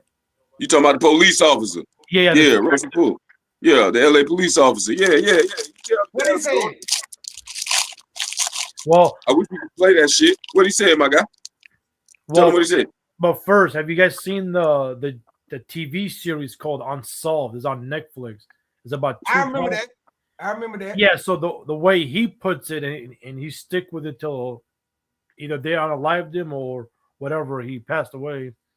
He said that the Tupac and Biggie is connected to the LAPD and Suge Knight. And like you said, it's like the LA politic street stuff. The way he was putting it. So he didn't even mention Diddy. Of course he didn't. He mentioned Orlando before he died because they raided Orlando and they went in the shootout. Well, they went to go get Orlando and he was gone. But, Orlando ended up getting clapped in the hood. He just got caught sleeping by another nigga. But at the end of the day, bro, I'm telling you, P. Diddy ain't have time to even have something to do with that. That was an in the moment situation. Because that was just like we were talking about the other day. When her buddy went and got it, girl went and got her daddy. That was in the moment situation. It just happened. Yeah. That just happened, bro. Diddy ain't got time to be like, hey, you see him? Hurry up. Kill him so I can do my dance again. No. I just don't believe that. I don't believe that. I believe he got caught in some hood politics. That creeping blood shit really bad that over there. And them niggas ain't playing, especially in the 90s. And Biggie Tupac, he almost made it away, but hey, they caught him slipping. It just is what it is. Here, Blake. Listen to this. As long as you're gonna have to wait for some real answers, huh? We're doing our best. Yeah. He was behind the Tupac head, and he wanted Suge dead too, so he could take over death row. His plan involved several shooters, and I've checked it out, and I just think you guys really should do. Russ, this task force, pretty sure we know who killed Tupac. Who's that? Orlando Anderson. Wasn't Orlando, no. We have a confession. From who? I can't tell you that. Orlando Anderson was not the shooter, okay? These murders, guys, are not gang murders. Please tell me that you have not been spending all this time thinking that. I'm sorry, but I think that we might see this a little more simple than you know. Could be Tupac just punched the wrong guy. Okay, Orlando Anderson was the shooter. Why did he testify on Suge's behalf? Suge didn't want to go to prison, could have paid him. Why did he have one bodyguard that night? Tupac had one personal bodyguard, but Death Row had a lot of security in Vegas that night. You know that. You can't just cherry pick the things that fit what you want to believe. That's what you guys are doing. Orlando Anderson was a patsy at best, okay? Reggie Wright Jr., head of Death Row Security, that is where you need to focus, okay? He was the mastermind of both these murders. Biggie too? Yeah.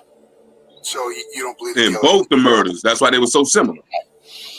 Who do you think hired Mac and Perez? I think it was Reggie Wright, okay? And Suge didn't know he was behind Tupac, and Suge wanted revenge, and Reggie played him. Well, we think that our confession is a solid one, but we will. So the way he's putting it is Reggie. They ain't say nothing. They said a whole lot of nothing because Reggie been chunked their ass off about that shit. They lied about Reggie. Reggie proved his facts. And not just that, look what they were riding in. What security gonna ride? It's two big ass niggas already in the front of their last beans. What else security gonna get in there? That man got that bit. They thought they were cool. Ride through LA. They thought that. Ride through Bay. They thought that shit was over with, bro. They just got caught slipping. And this how we know it's real. Hey, I agree with you there. I think they thought it was over with now. I believe they thought that situation was over with. But I believe everything else tied into it too. Let me put this together right here. Think about this. Okay, why the fuck Keith D locked up if he got the whole evidence about Orlando being the shooter, that he gave him the gun, he told the whole story. So why they locked him up behind it if they feel like that's some bullshit? Conspiracy. But conspiracy. That's conspiracy. Conspiracy to commit murder. If he was in the car, then he just guilty. If a man cousin telling you how 4 of these niggas was in the car, bro, they got pictures that night how they was in the car.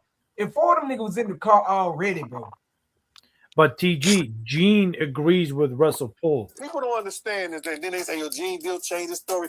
Yo, when you get new evidence, when you start seeing stuff and people start coming out with stuff that they never called before, then certain things going to have to change. Certain things going to have to be different. Because now you know new stuff. Russell Poole had that shit right all at the first time, man. And that's why they probably killed him. People don't understand. So that guy named Gene Deal. Yeah, Gene Deal, bitch ass. I don't like him. Nigga, nigga, you with Diddy for 15 years, nigga. You were holding them niggas down while they were getting piped out. You were there when Echo, when their buddy tried to sue him about Diddy put the gun in his head and make him suck his dick in the back. He definitely was in on that. He was there. He was there. Because he got all the fucking secrets. That's another one they left out the damn documentary. But he was supposed to be in it. Yeah. But real quick, I remember Ice Cube, he said he kind of agree what you're saying, TG, is kind of like a street LA stuff. But he's saying Biggie murder is like government involved and stuff. Now that's different. Yeah, that's what Ice Cube said. But this is what I'm saying. Now, it's common sense he set up Biggie. After Biggie tell you, man, I don't want to go to LA. You getting death threats. And you tunting LA. So that's why I'm really confused. Like, it could be anybody that really love Tupac. Man, you making songs, I'm going back to why you going back to Cali? Why for? Why you made a song like that? You tunting Tupac death. That was your fault. But Biggie said he want to go to London and get the hell away from him. Get what Biggie he damn sure tried now. He tried, didn't he? Get what P. Diddy said. Nah, this the night you die, nigga. So that's fucked up. It made sense with him. You ain't in the car with your artist. You separate him and you gave him like 1, 2 garbage ass bodyguards. And then now they crying about who couldn't protect him. Now, why is Biggie in the front? Why his big ass ain't in the back? Little C through crying ass in the back seat crying and shit. Yeah. I mean, like you ain't gonna see it, but you at LA, bro. I believe that was an easy setup. And Diddy got millions. Anybody can take that chick. So I believe that's a setup. When it come out of Tupac, that nigga got caught on some hood nigga shit. So you do think that Diddy had something to do with Big? Of course, for sure. But you think that Pac shit was some hood shit? Why you brought your artist to LA? Well, he knew LA like that. Yeah, he knew better, man. He knew better. Yeah. That was a business move. That was a business move all day. But like I said, Biggie was already, but like his mama, everybody was saying Biggie was planning on leaving him because he knew I heard that Diddy was fucking him. He knew, I'm talking about with the check. So right. He knew all the dribble, what was going on. So guess what? Look what the time is. Don't get that nigga killed. And not even just that. I'm gonna make you looking and studying Tupac, how his sales on got bigger. Like, boy, we got to do him the same way. Get him out the way. We don't care if he rap no more. I can just and we can make his murder look like it had something to do with this East Side West Coast beef shit. You know what I'm saying? So now we killing 2 birds with 1 stone. Yeah, you know what I'm saying? But that was some Cleve shit. That was some Clive shit there. Tupac because Diddy shit, and they planned on getting Big out the way. Yeah. Diddy didn't make a move. That's what I just learned. Diddy didn't make a move without that white boy, that Clive guy. So anything that Diddy did, it came down from the top. You know what I mean? So he had to sign off on that. So Biggie was more worth dead than alive. Yeah, of course. Every nigga, all our asses that we in the damn industry worth more dead than alive. Nigga, die. That's what you do. You ain't got to be big. Die, nigga. That's what you do. Drop a song and then die. You see how your ass blow up tomorrow. Shit. But look, think about this. Think about all the distribution. Tupac with who with Suge Knight. Okay, Biggie with Diddy.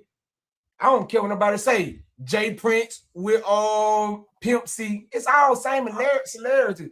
They got the Snoop, they got 10 million, 5 million, 20 million. So what about Nipsey? Niggas. What about Nipsey? What you think about Nipsey? Them street politics. Is that what you think that was? That was some hood shit there, huh? Yeah. I seen the video of that shit. That shit there was really some hood shit, I guess. You know what I mean? They trying to tie it into some kind of conspiracy, but I seen the video. He chumped that nigga off, called him a snitch. Man came back.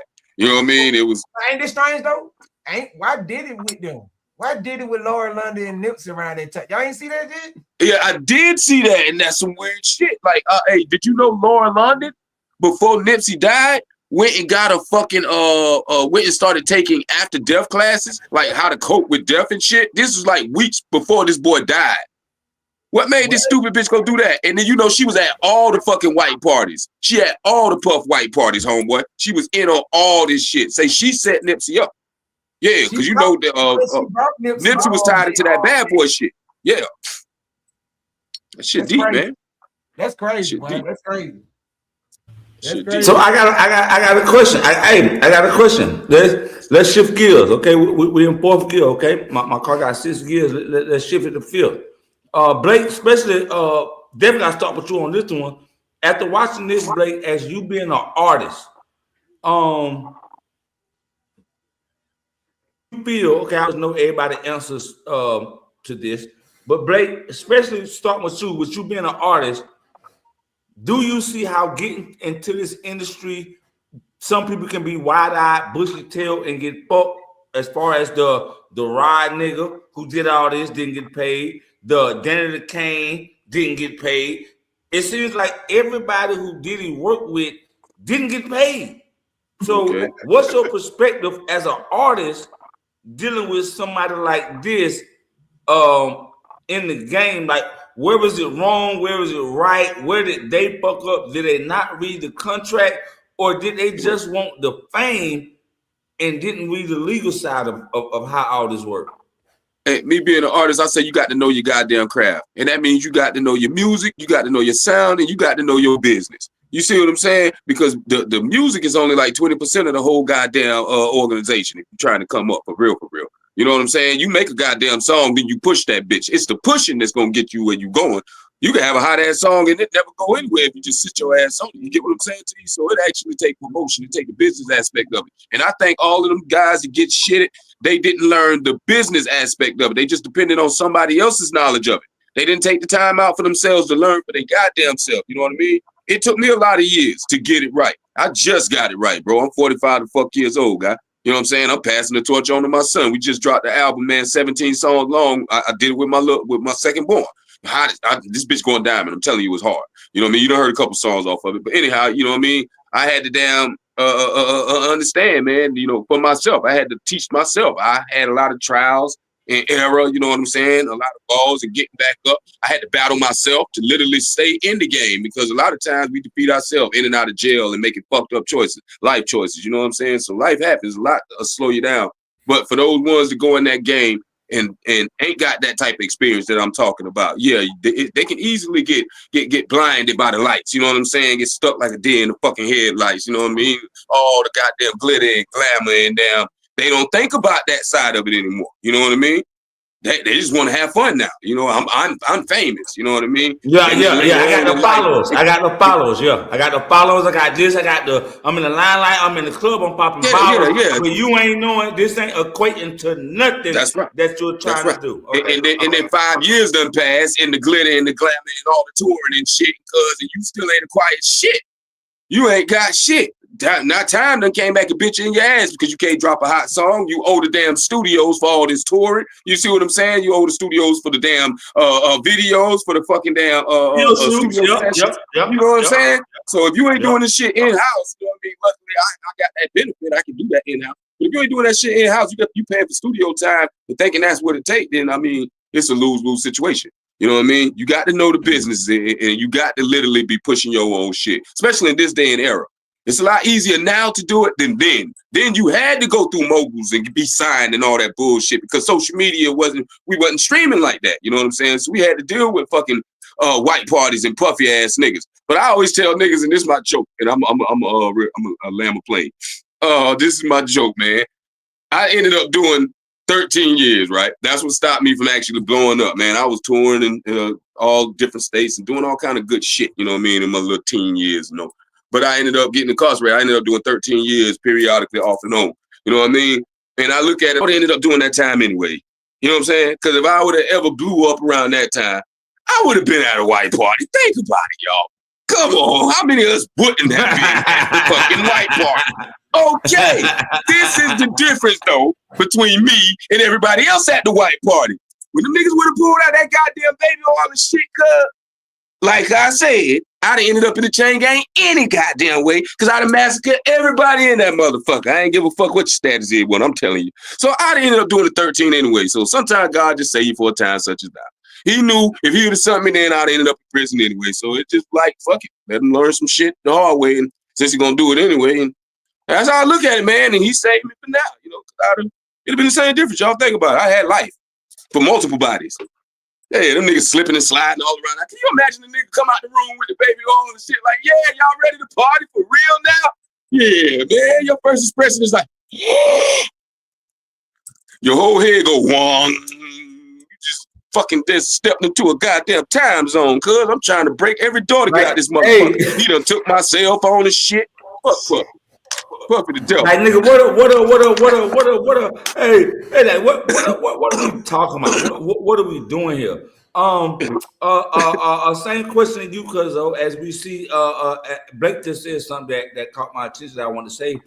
Back then it was more of, like you say, door to door, trunk to trunk. Now, social media, like right now, we can do a video today and tomorrow, and before you know it, me, you, Hassan, we 100 million views in the wind. Guess what? Now we know it's just that easy. Right video to write this can get you there in this day and age with social media if you can work it right.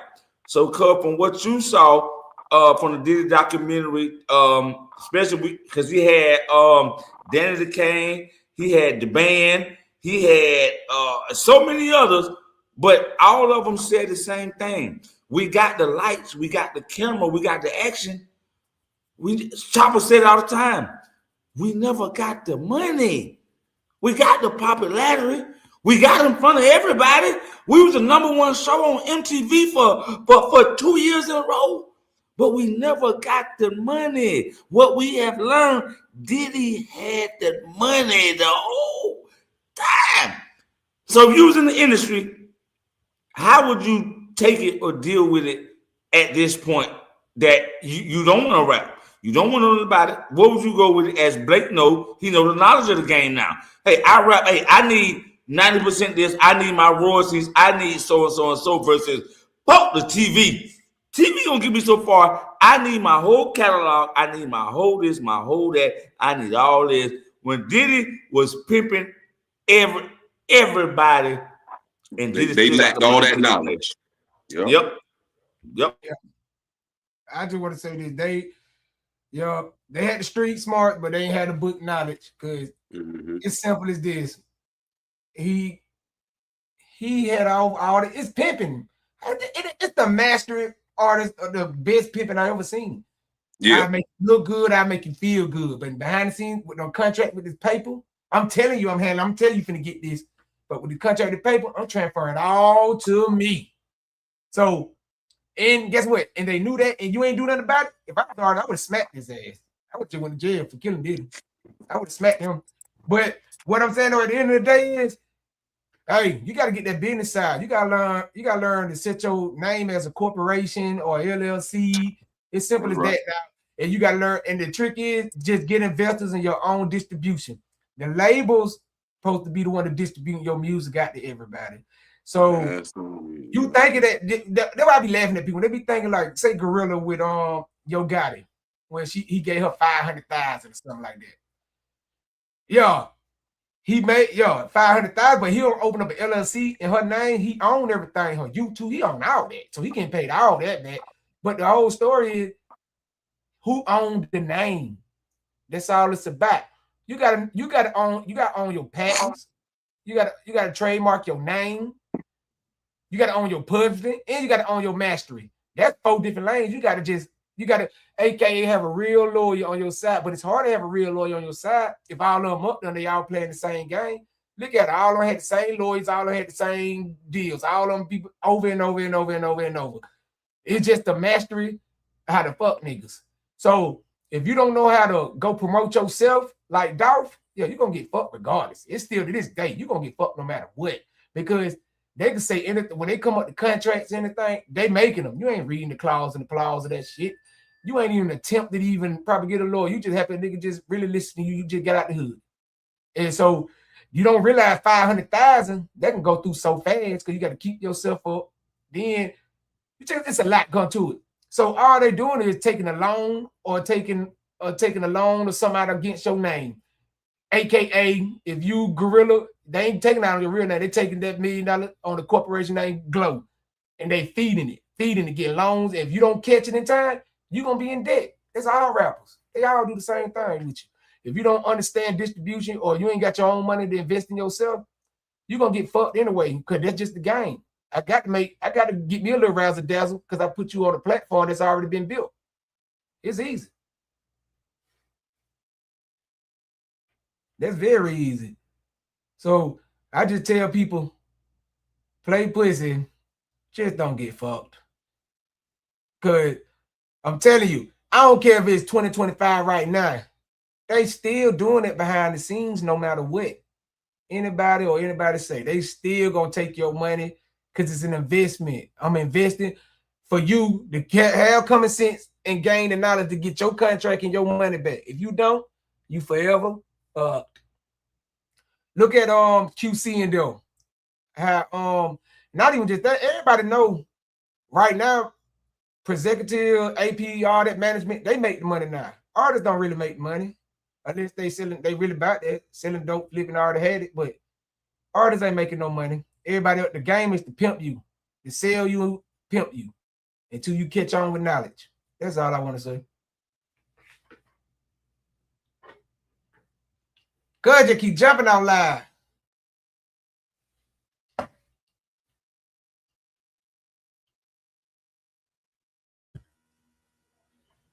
Fly, you there?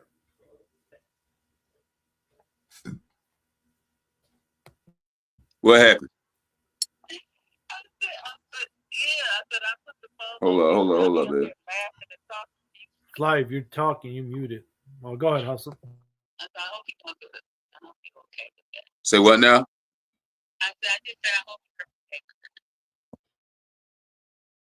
Go ahead. Your turn, son. Go ahead. Oh, yeah. I mean, I kind of agree with both of you guys were saying. But here's the problem we all got to understand. Even though we got social media, we can promote ourselves. We don't need the... But once you get big, you're going to play that game. They're going to get you somehow, some way. If you don't... Now, if you're a greedy motherfucker, then yeah, you're going to play their game. If you're satisfied with what you have, it's like the rapper Nor. You know Nor? I don't know if I said it right. Nor, the rapper. Nori? Yeah, something like that. Yeah, he's not big. He's not like Lil Wayne. Like if you even he explained it. There's the demonic. There's this, and you can go this way. He went this way, meaning he's on few music videos. He's on few, and he makes his money. He's happy with it. Now he could have went the other way and got bigger like everybody else, but you got to play that dirty game. Same thing goes in Hollywood. Same thing goes with politics. Once you start saying stuff they don't like, or you start making people aware of certain things, you're gone. Look at Cat Williams. Look how bad they made his life. That's a warning to him. Next time, they're going to unalive him. Kanye West, they even turn his wife against him. Next time he opens his mouth, he's gone. This is just like a bitch slap. Somebody's bitch slapping you.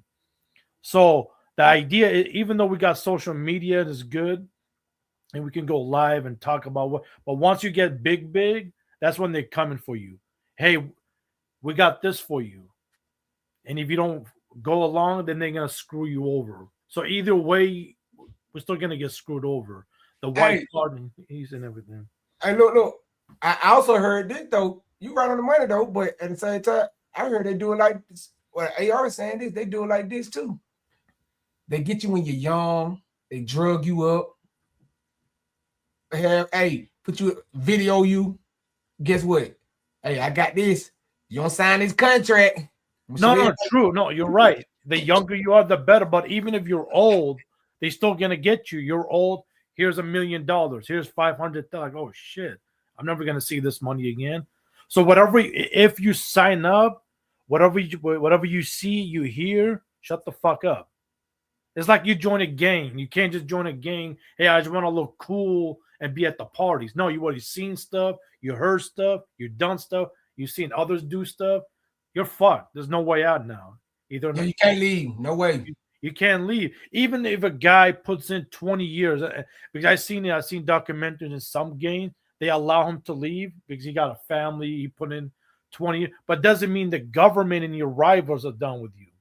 They're still screwed. Either you're gonna snitch on your buddies, or just they're gonna lock you up, or you're gonna die. I'm not lying. So you're screwed either way. There's no such thing. I want out. You can go to the grave, and they might lock you up until you want to lie. So for the future, people are gonna see this. If you're gonna play the game, understand what you're getting yourself into. If you want to enjoy your life, just stay quiet. You're gonna see things. You're gonna hear stuff. And some people have successful on that, like some Hollywood stars, even rapper like Lil Wayne and Jay-Z. How come no one going after them? And Beyonce, they shutting the fuck up. They're staying they're staying away from the. And not even just that. Jay-Z own almost all them nigga contracts through. Yeah. Like I'm sure their day will come. Somebody's gonna have it. Wait. I'm gonna just say this. I don't think Jay-Z day gonna come. He bought a whole law firm. He ready. He's sending cease and desist left and right. He ready. No. Even though, but if he start talking, then all that don't matter no more. If they want you gone, you're gone. The best thing is to keep your mouth shut. It's too late. You already in. You're already in. We can judge you. You suck. You this. You're a snitch. It is what it is. It's part of the game. You got to know the game. Shit gonna happen. Things are gonna happen whether we like it or not, and you got to face the reality of it. So, that's fact. That's fact. So in the end, you do what you got to do. Right. But at the end of the day, though, I just feel like if people just understand the rap game, simple. Just understand contracting. Read your contract through thoroughly, because they ready to get you. That's all that is on that. But a lot, like I said, that's why they get them young. That's why they want the rappers young, so they can drug them and record them doing something wild. Blackmail. They've been doing blackmail for years. That's just the game. But TG, they can drug you when you're old. I mean, true, you're probably more wiser and more understand, but they can get you. You're not paying attention. Maybe they'll probably send a beautiful woman. They can still get you. Yeah, they still get to you now. Yeah, they find a way. There's always a way to get to you. And that's the sucky part. And I'm hearing like from old Hollywood star, like when they go to hotel, they got cameras in hotels and shit recording, like inside the hotels. Right. So it is a tricky game, it's a dirty game, but if that's what you want, that's what to expect. It's like Blake said earlier, the fame, the attention, everybody pumping you out. You forget about the dark side, what awaits you on the other side. Same thing as politics, no different than the street game, and So right. no. Same thing with military stuff. Know what you signed up for. There's no. Yeah, you might learn some things. You might do some stuff. It is what it is. But you got to understand what you got yourself into. Once you're in, you're in. Once you sign those papers, have fun. Have fun. Just be aware of what you're doing. Because I'm telling you, these days, the playing board, it ain't no level to this shit. It is like they all sorority up, scores and bones up. They all in these groups. So they've been doing this for hundreds of years. Thousands of years. You feel me? So it's just a game to be played. Kings got assassinated, presidents, leaders. They don't give a damn who you are. If they want you, they get you at any means necessary. Any means necessary. Even if the whole city got to be on fire, set a whole war, doesn't matter. But look, you know what the game changed that? What? You know what the game really changed that? When What? Weinstein and Epstein got exposed. The game changed. Yeah, I mean, like Epstein is like a white version of Diddy, and even worse. And he's dealing with politicians. Even the Prince of England, they say you're no longer a prince. It's like the king any better, but you know, they got. Think about it. What you think Epstein is? He the king of blackmail. So once I got something on you, you're gonna do what I say through this country. I just need your talent to make me rich. Sign it all over to me. That's all they've been doing. I thought Epstein was the one getting all the massages from the little girls. What wasn't that Epstein? Epstein had his own island, and he was blackmailing all the top leaders. Yeah, that's part of it. That's part of it. But he had his own island, and listen, he had a list of everybody who wanted to order a little boy or a little girl. Donald Trump in it too, so that's why he. It's like I said, like Blake also said this earlier. There's levels to this shit. You know, there's levels. Some people, their ego gets too much of them. Like, I'm the big dude, the big gangster, the big this. No, you're not. Calm down. Relax. There's always somebody better than you, no matter how bad you think you. I'm not trying to scare nobody. It's simple. If they want you, you're gone. Don't matter how much rich you are, how much you know. Even if you've been loyal to them for 40, 30 years because you said something that we don't agree with, and now people start to think about it, you're gone. You know, it's like, oh shit. Thanks. So you know what? That's what we might bring our next conversation in tomorrow. Cause I told y'all, bitch, I'm bite. Cuzzo told me he gonna help me build this bitch back up, brick by motherfucking brick, and he gonna come on and help me network this motherfucker. So you know what? I'm gonna look up some Epstein shit. Now we were supposed to go with some football tonight, but it didn't happen tonight because you know this shit. It's pretty interesting. This shit is pretty interesting. I appreciate you, Hassan. Appreciate Blake. Appreciate Lane for pulling up and getting into the conversation with us. Okay, so this is gonna wrap up. It's supposed to be an hour, but we had an hour and 45, so it went a little farther than it supposed to. But it's okay because we built it up. So if you're new to the channel, hit that like, comment, subscribe button. Follow my guy Hassan, cause I ain't got no YouTube. Follow Lane. Follow my guy Blake. Because we will be back. Remember, y'all, I am back. So look for me to be live every day. Either it's gonna be me and Cuzzo, TTG, or it's gonna be me by myself. Or if anybody see me go live, hit the link. I'm gonna at least do an hour a day. I got to get my watch hours up. I got to get back right. And bitch, I am back. So Cuzzo, Hassan, anything y'all want to say to the viewers? Anything y'all want to say before we get up off this bitch? Okay, Cuzzo, anything you want to say? Or you just bowing out gracefully? You know what I'm gonna say? West Side fool. Hassan, anything you want to know before we get up off here, Hassan? Appreciate you. Appreciate you being on stream tonight, Hassan. No, I appreciate you for having me. This has been a great conversation. This has been great. But like I said earlier, if you're gonna sign up in this game, know exactly what you signed up for. What you see, what you hear, just stay quiet. They won't come after you. You speak out, you're done. As simple as that, you know? They don't give a damn how rich you are, how powerful you think you are, or how big you are. If they want you, they will get you. First, they're gonna attack your character, make you the most evil person. And if you don't shut up and get in line, then they're gonna unalive you afterwards. It is what it is. And salute. This is what so they call that. That's the powers at B. It's powers at B. That's a fact.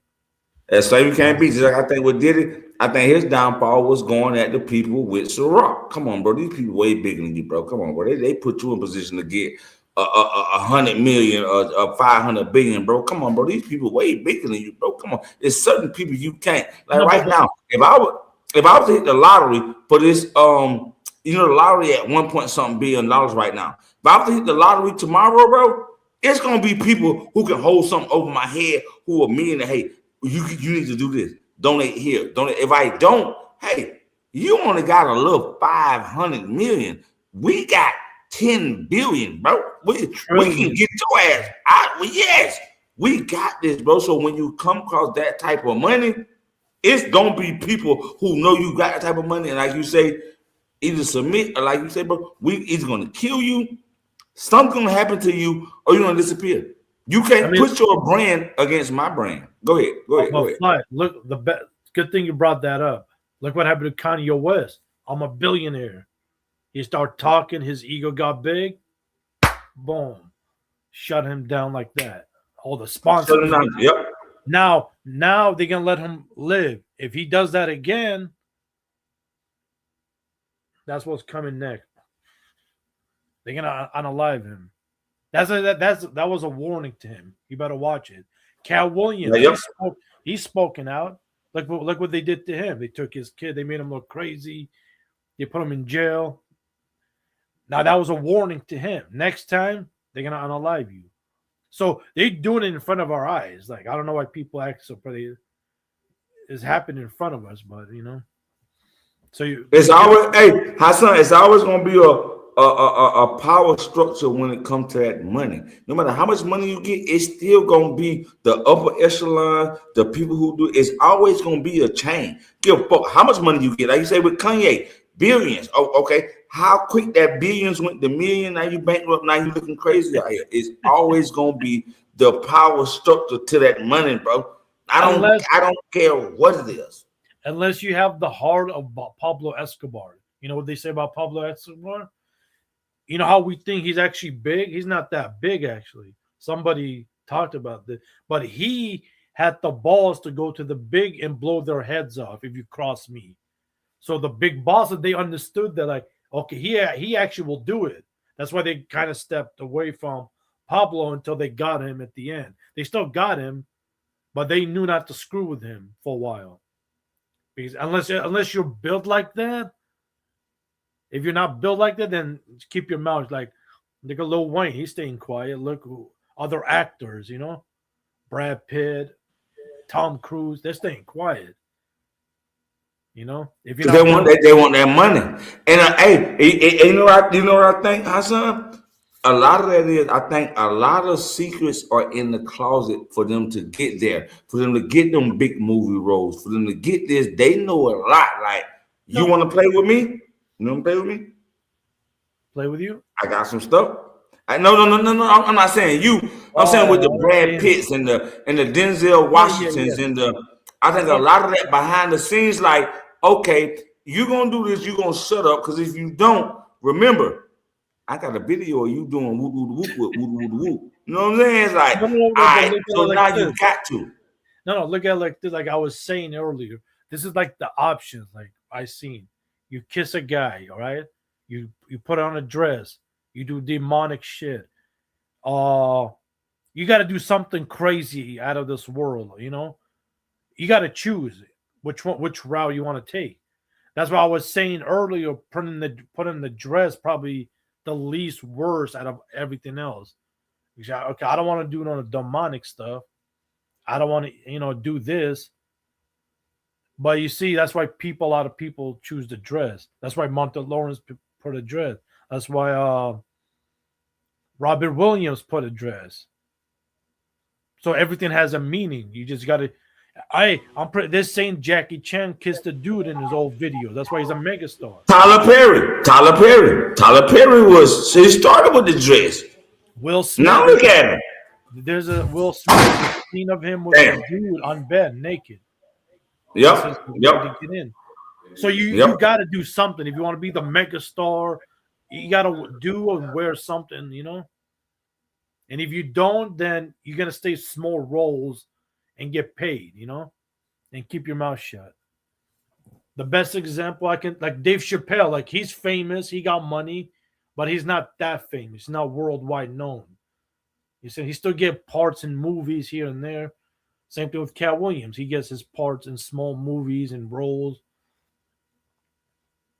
To be the megastar, you gotta do one of those things. You got to do, you got to do something. Yep. To break that barrier to what they call it, to break that barrier to be a superstar, it come with something, and They speak on it all the time. They try to downplay it, but yes, to get to that level, even in the podcasting game, when you get the big contracts, you get, bro, you're doing something with that white man upstairs. You're doing something with the money. It's all connected though. That's what I'm trying to explain.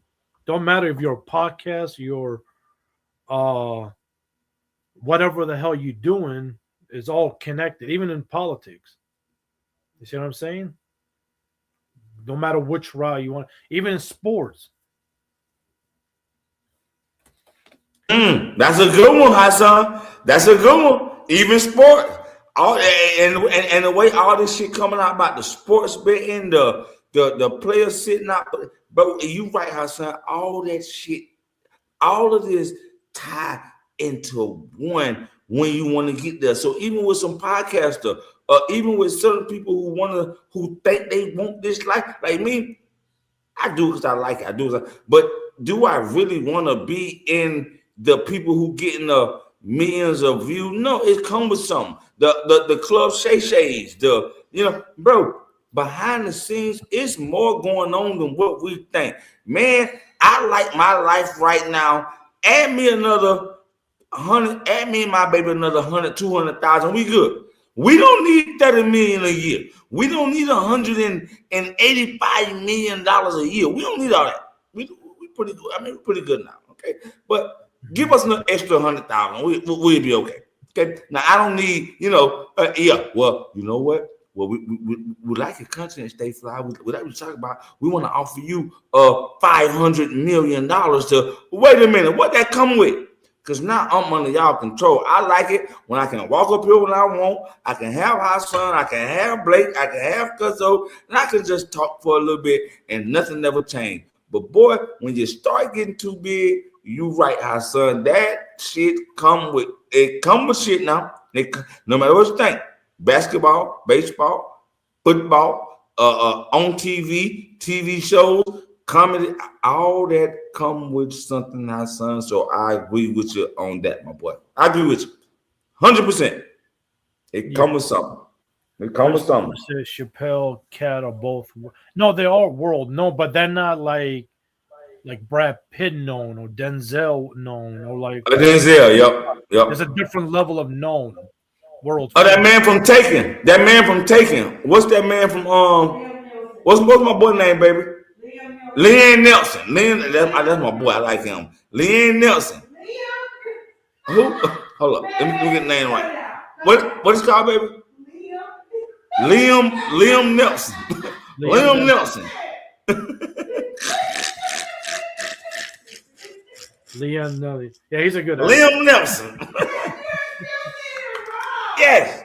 Yes, Lexus, right. She just said it. You got to sell your soul when you want to go to those levels and those heights and get it. You got to. That means they own you pretty much. You got to, bro. You got to. There's no way you're not. Outside. Same thing with the rapping industry. It's so many rappers who are underground who haven't got their just due. They don't want to do whatever these contracts tell them to do. Like, nah, I'm good. That's why it's a lot of rappers underground, like, let's say Honeycomb Brazy. My guy in Florida, Burger. They're so good at rappers and storytellers, but I think they had the offers, but when they heard them, like, bro, I'm not doing that, bro.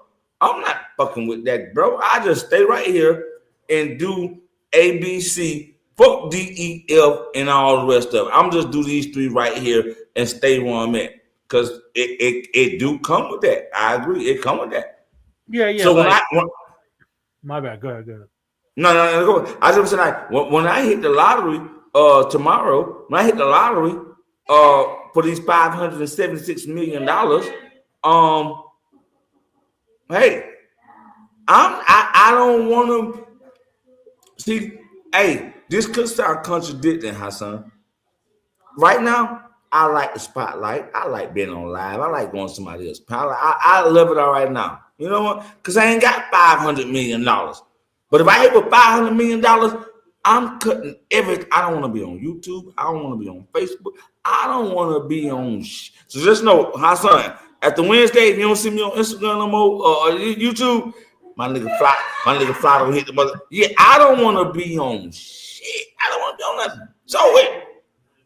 Now, however, the government or the people that be gonna know what all that money be.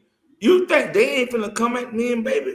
Oh, we need y'all to do this. Y'all need to do this. So it's like, do you really want that much money? That shit come with problems. That shit come with problems, bro.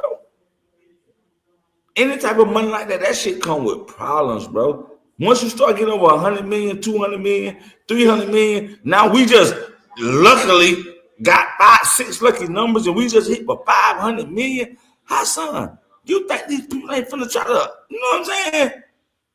Try to get more money, more problems. Exactly, baby. More money, more fucking problems. Well, at least you are aware of that. A lot of people are not. They get blinded by the money or the fame or the attention. They don't know, you know. But it is what it is. You can't save everybody. Not everybody's gonna listen. So you're saying, you know, sometimes you gotta say fuck. Sometimes I gotta say, yeah. But see, with money, I think my thing is, Hassan, with money like that, I don't need the attention. I don't want the attention. I can do what the fuck I want to do right now. I don't want attention. However, I'm like, baby said, baby, you was a little flashy. You right, baby. I'm gonna go buy probably the newest fucking Bentley on the lot. Now I'm gonna be a little flashy. Now my baby, she wanna go buy a regular new little SUV. Not me. Give me the newest Escalade. Put that bitch on 30s, tint it out, and bulletproof it. Okay, that's me. Baby, let's just go get a regular Escalade and put black tint on it. No, baby, we got $550 million. What the fuck is we going to cheap route for? What are we doing? Let's go buy an island, baby. What the fuck we need an island for? Oh well, baby, you know you're right. Let's go buy Six Flags and name that bitch Fly Miss Fly, baby. What we doing that for? She just want to be debt free, baby. Let's pay off everything and let's know. Okay, baby, that's fine. Yeah. Man, I want all the fucking tailor-mades. See, we different. But with a woman like this, Hassan, would make me realize, you know what? I don't really need that goddamn 2026 goddamn all black Escalade. Like Lexi just said, give me the kill. We got 500 million. They'll never know I got 500 million if we pulling up in a new Kia. I bet that's what my baby think. Which I love it. Baby, let's go get a new Kia. I'm like, man, fuck that Kia. Let's go get that goddamn new Maserati that drive by itself and you know what I'm saying? No, I got the show. I got it. But I get it. And how they say it, Hassan, opposites attract. That's how me and my baby, we so opposite, but we attract because my mindset is, no, baby, let's go get a chauffeur who gonna drive us around in this $1,000 car. Not baby, hey baby, I can drive. Let's go get this Kia. Like, damn, baby, why? Let's go to the casino. Here come baby. Baby, let's just spend $500. Well, baby, do you not know we got $400 million in the bank? Why are we spending $500 at the casino? Let's show out. So, you know, opposites attract. It's a good thing. Hassan, play to make $1 million tomorrow. Powerball tomorrow, okay? Go spend your $2 for a ticket and half a minute. Go play it, okay?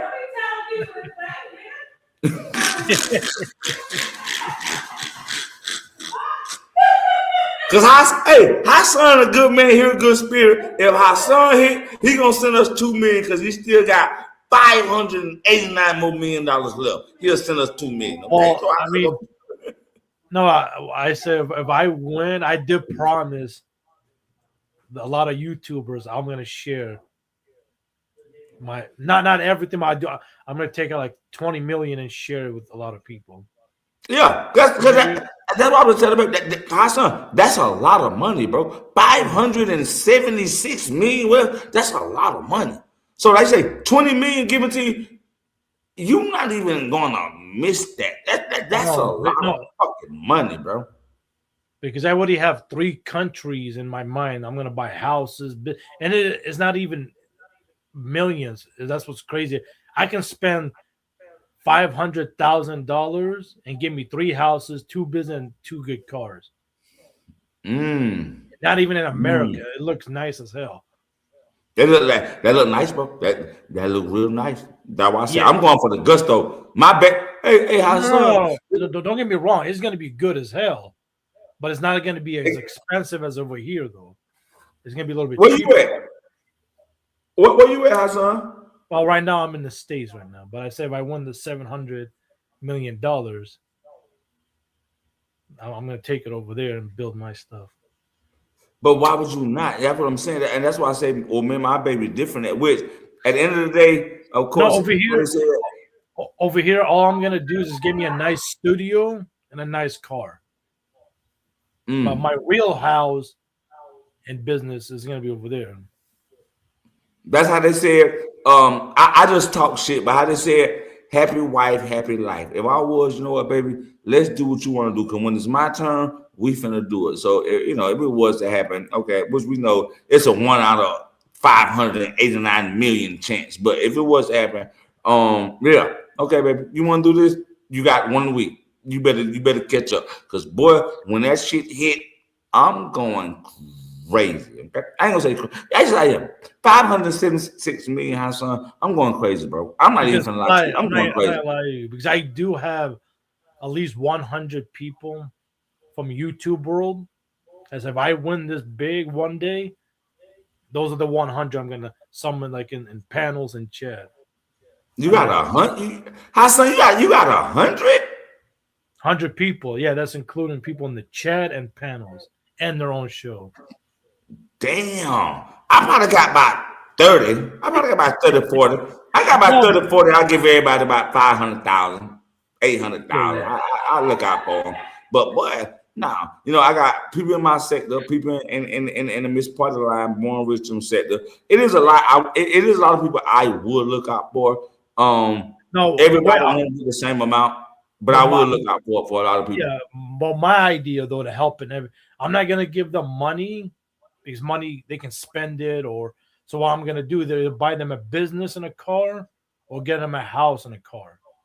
So that way they can invest and they have even more money in the future. Because if you give them money, that's good, but they can waste it, or their wife can waste it, and other family members can come and fuck it up. I'm not saying they can't fuck this up, but long term. So either you get the house and a car, a business and a car, or a car and a business, and you can get the rest. Hey, Hassan, you know I'm glad you say that because this is something else I like to do. Now it's definitely not on the scale.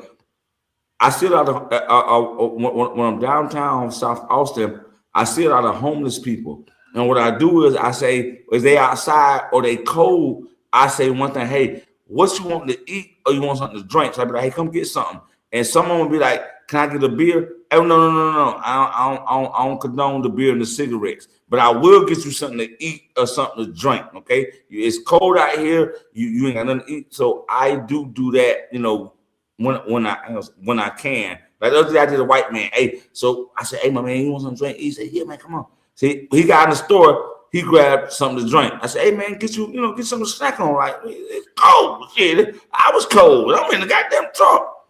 He grabbed a bag of chips. He said, hey, man, can I get a beer? I said, nah, bro, I ain't supporting that. Nah, I'm getting you, get you something to eat, something to drink real quick, because you cold. Can't get a beer now. I'm not getting no beer, even though I drink and I smoke. I'm not producing to your habits, because you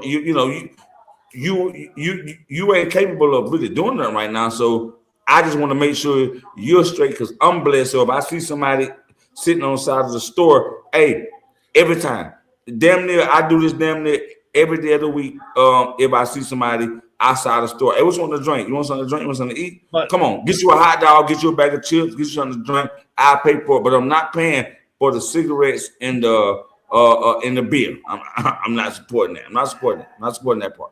No, I got you. Like, the city that I was born in, this is a city within a city, like a smaller city. I'm gonna help a lot of people there. People need to go to college, help expand their businesses, and I don't even need 5 million. I can like literally change a lot of stuff with $900,000. If I win the 750, that's over there. And then another city in Jordan is like the neighborhood. So yeah, I'm gonna help a lot of people. I already like how when you plan it out in your head, once you win the money, not everything's gonna go as planned, right? Exactly. Yep. Exactly. Yep. Hey, like Yep. I did my part. I don't give it. Even if you sell the business tomorrow, don't say I didn't help you. I did my thing. Yep. I did my I, thing. Yep. I did my thing. You do what you please. But here's the And see, problem. I just said, Hassan, 900,000. That's still a lot of money. We're talking 576 That's what I'm million. saying. That's what I'm saying. So 900,000. Look what I did in that little city within the city over there, and Jordan is like a neighborhood that we used to live in. Imagine helping them. Maybe I spend another 100,000 on the whole block. Maybe over here, what I'm at right now, maybe help, friends and my people over here. Let's say I spent 2.5 million on everybody, including the YouTubers. 3.5 million. I still got in the bank 500 million. You know what I'm saying? Like, that's what I'm telling baby. Like, baby, do you okay? Which I mean, I get where she's coming from, baby. Let's do this, baby. Do you not know we can fuck off $10 million and we still got $500 million left? What's the rush of being debt free? But the problem is greediness and not everybody keeping their word. That's the problem. It's once people can say I'm going to do this until that moment comes. That's why it's better to stay quiet most of the time. Don't like until it happens. Okay, what are you going to do? What you promised, or are you going to say well, I lied. Peace out, everybody. That's why.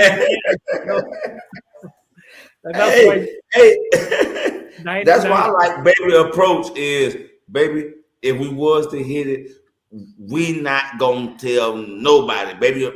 I do like her approach. You know me, I'm ready to splurge. Baby approach, baby. We hit it. Nobody's gonna call people. Hey, look, we sending something to you. What's your bank account? And it's like, no, baby. If we hit, nobody gonna know. We ain't gonna say shit. We ain't gonna let's just bless people. No disrespect. You're like, yep. You know how you know? Okay, the day you know. I told people this the day I won the big one. If you start seeing cash up, wait, 5,000, 3,000, that's how you know I won the big one. Hey, Hassan, how I pull up, you gonna know I won the big one. I'm pulling up in some shit that goddamn I'm pulling up in some shit, baby. Tell me to the day, baby. No, you're not, baby.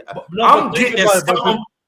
But you're bringing attention to you. Not everybody's gonna come for you. Hi, sir. I always liked the attention, my boy. I always been an attention ass nigga, my boy. I always been that. I'm not going home with $500 million in a goddamn regular Escalade. No, this Escalade is gonna have. I'll see, and that Hassan. When I say opposites attract, because that's not baby. She's not flashy. She's not this. She don't want the attention. I always liked that shit. Always been in the spotlight. I liked the attention. I liked it. So I'm trying to pull up with me and her with a butler dressed up in a 3-piece suit, opening our door, and he push a button and the goddamn door come up and that's me. Yeah. I mean, it is what it is. But that's my idea. If I won the big one, I already have my set on the people that will. Like, no bullshit. Like, I'm gonna help them. They've been on panels. They have their own show, and some people in the chat too. Like, okay, I'm gonna help you. Oh, hey, Lexi just said it the best. Hassan, there will be signs. Yes, they will. Because I'm not to go to my nephew basketball game. Hey, man, everybody eat. It's on me. I'm liable to go to the high school basketball game. Hey, everybody coming here is paid for. Like, I'm gonna do some shit. Somebody gonna know I came across something, okay? Yeah. Go to McDonald's. Everybody's meal is on me. No, there's another idea I'm thinking about doing as well. Like, hit a panel And but I gotta ask the host if it's okay. Hey, everybody, put your cash app in the chat and just start sending motherfuckers cash app. The least is 1,000. The most maybe 6,000-7,000. Reward motherfuckers. Not everybody, but not everybody. It's who you been seeing. It's who you been seeing. It's who you been seeing. Yeah. Who you're cool with and stuff. You know. Yeah. But there will be signs. Alexis just said it best. There will be signs. Stay fly hit the lottery in Texas because how the fuck he just got a 2028 Bentley Montego with the goddamn curtains in the back. Yes, it will be signs. Yeah. I mean, reward yourself, shit. And I'm definitely going to vacation for 2 months. Yeah, that's a fact. Hey, Ben, hey, my boy, I don't want no phone. I don't want no social media. I don't want to be in contact with nobody. We're gonna go home. We're gonna go back to the crib for about a week. Okay, we're gonna take care of everybody. We're gonna go to her people in Florida and Seattle, and guess what? After that, we finna throw these phones in the motherfucking ocean, and baby, let's go live our motherfucking life. If they can't get in touch with us, oh well. We $500 million to the good. We can do that. But we won't. Okay.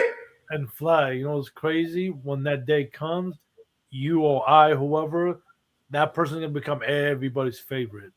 They're gonna be acting like they're walking with you the whole time. Yep, and that's why baby say if it was to happen, baby say I don't want nobody to know because you're right. Now family members come out of the woodwork. We ain't talked to in years.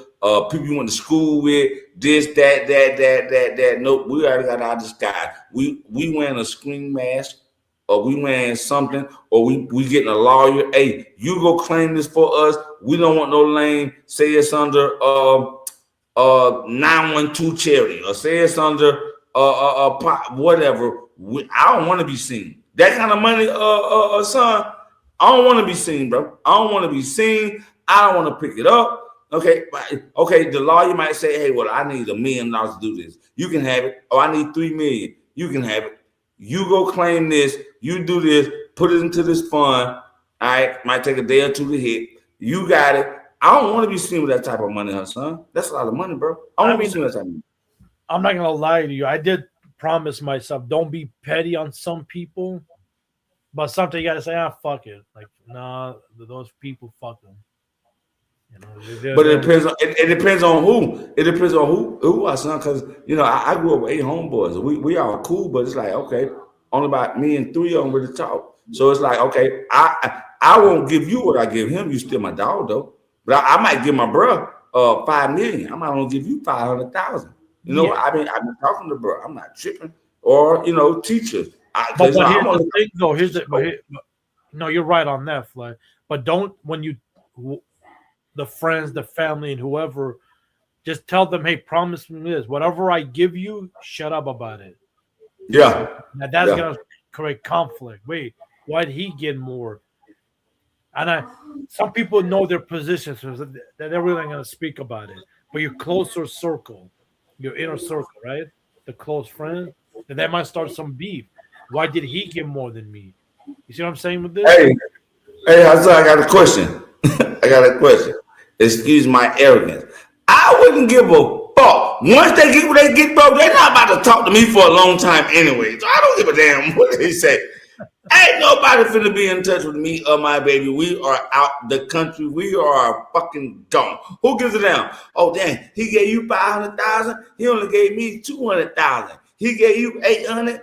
Bro, by the time they start arguing or saying some shit about me, bro, I don't even got a phone number to be reached. You know why, son? I'm somewhere with a fucking straw in my mouth, my baby in a 2-piece, and we on a beach some goddamn well sipping. We going to Punta Cana. I don't even know what that is. We're going to Punta Cana. I don't even know what that said, but I heard Gunna say it in the song. We're going to Punta Cana. And we eating what is it called? We eating calamari, which I don't like. I'm eating squid. I'm eating all kind of shit. Okay, who gives a fuck? Okay. By the time I come back, all right, baby, they won't know. Anyway, it's just a good conversation to have. Not saying that it happened, but Hassan, Appreciate you rocking out with me tonight. But Hassan, tomorrow the lottery is played. So after Thursday, if you don't see me no more for a while, hit me on Instagram, Hassan. Like, yeah. And same thing with me. No, for me, I'm gonna be a little bit flexing a little bit on YouTube. But I did promise the 100 people, but like give a little bit, little cash up here and there. Yeah. You got to. I feel that. I think I would too. I feel that. I would complete some, like you say, some people I fuck with on here. Like you say, I'm showing, like you say, hey, 2,500 in the super chat. I'm gonna. Alexi just said it a little while ago. There will be signs. Yes. There will be signs. Okay, it's gonna be signs. Cash will be ringing. Like, wait, what? But it's been 2 hours and 20 minutes. It's been a good live. It's been a good live.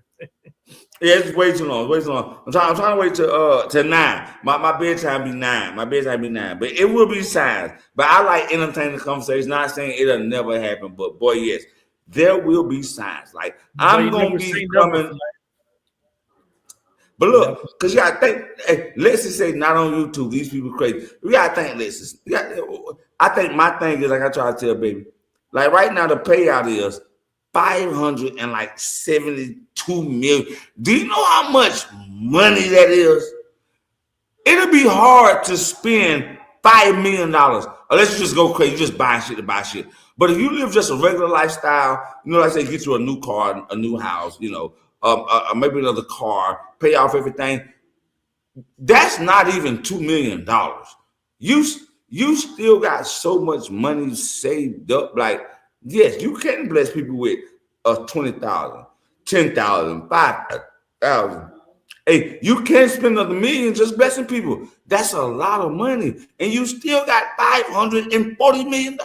It's a lot of money to be played with this type of money. This is a whole different type of money to be played with. Now, if you hit a lot for $3 million, okay, you can't do too much. $2 million, you can't do too much. $5 million is like I can play around with 500,000, but 500 plus million, this is a different type of money.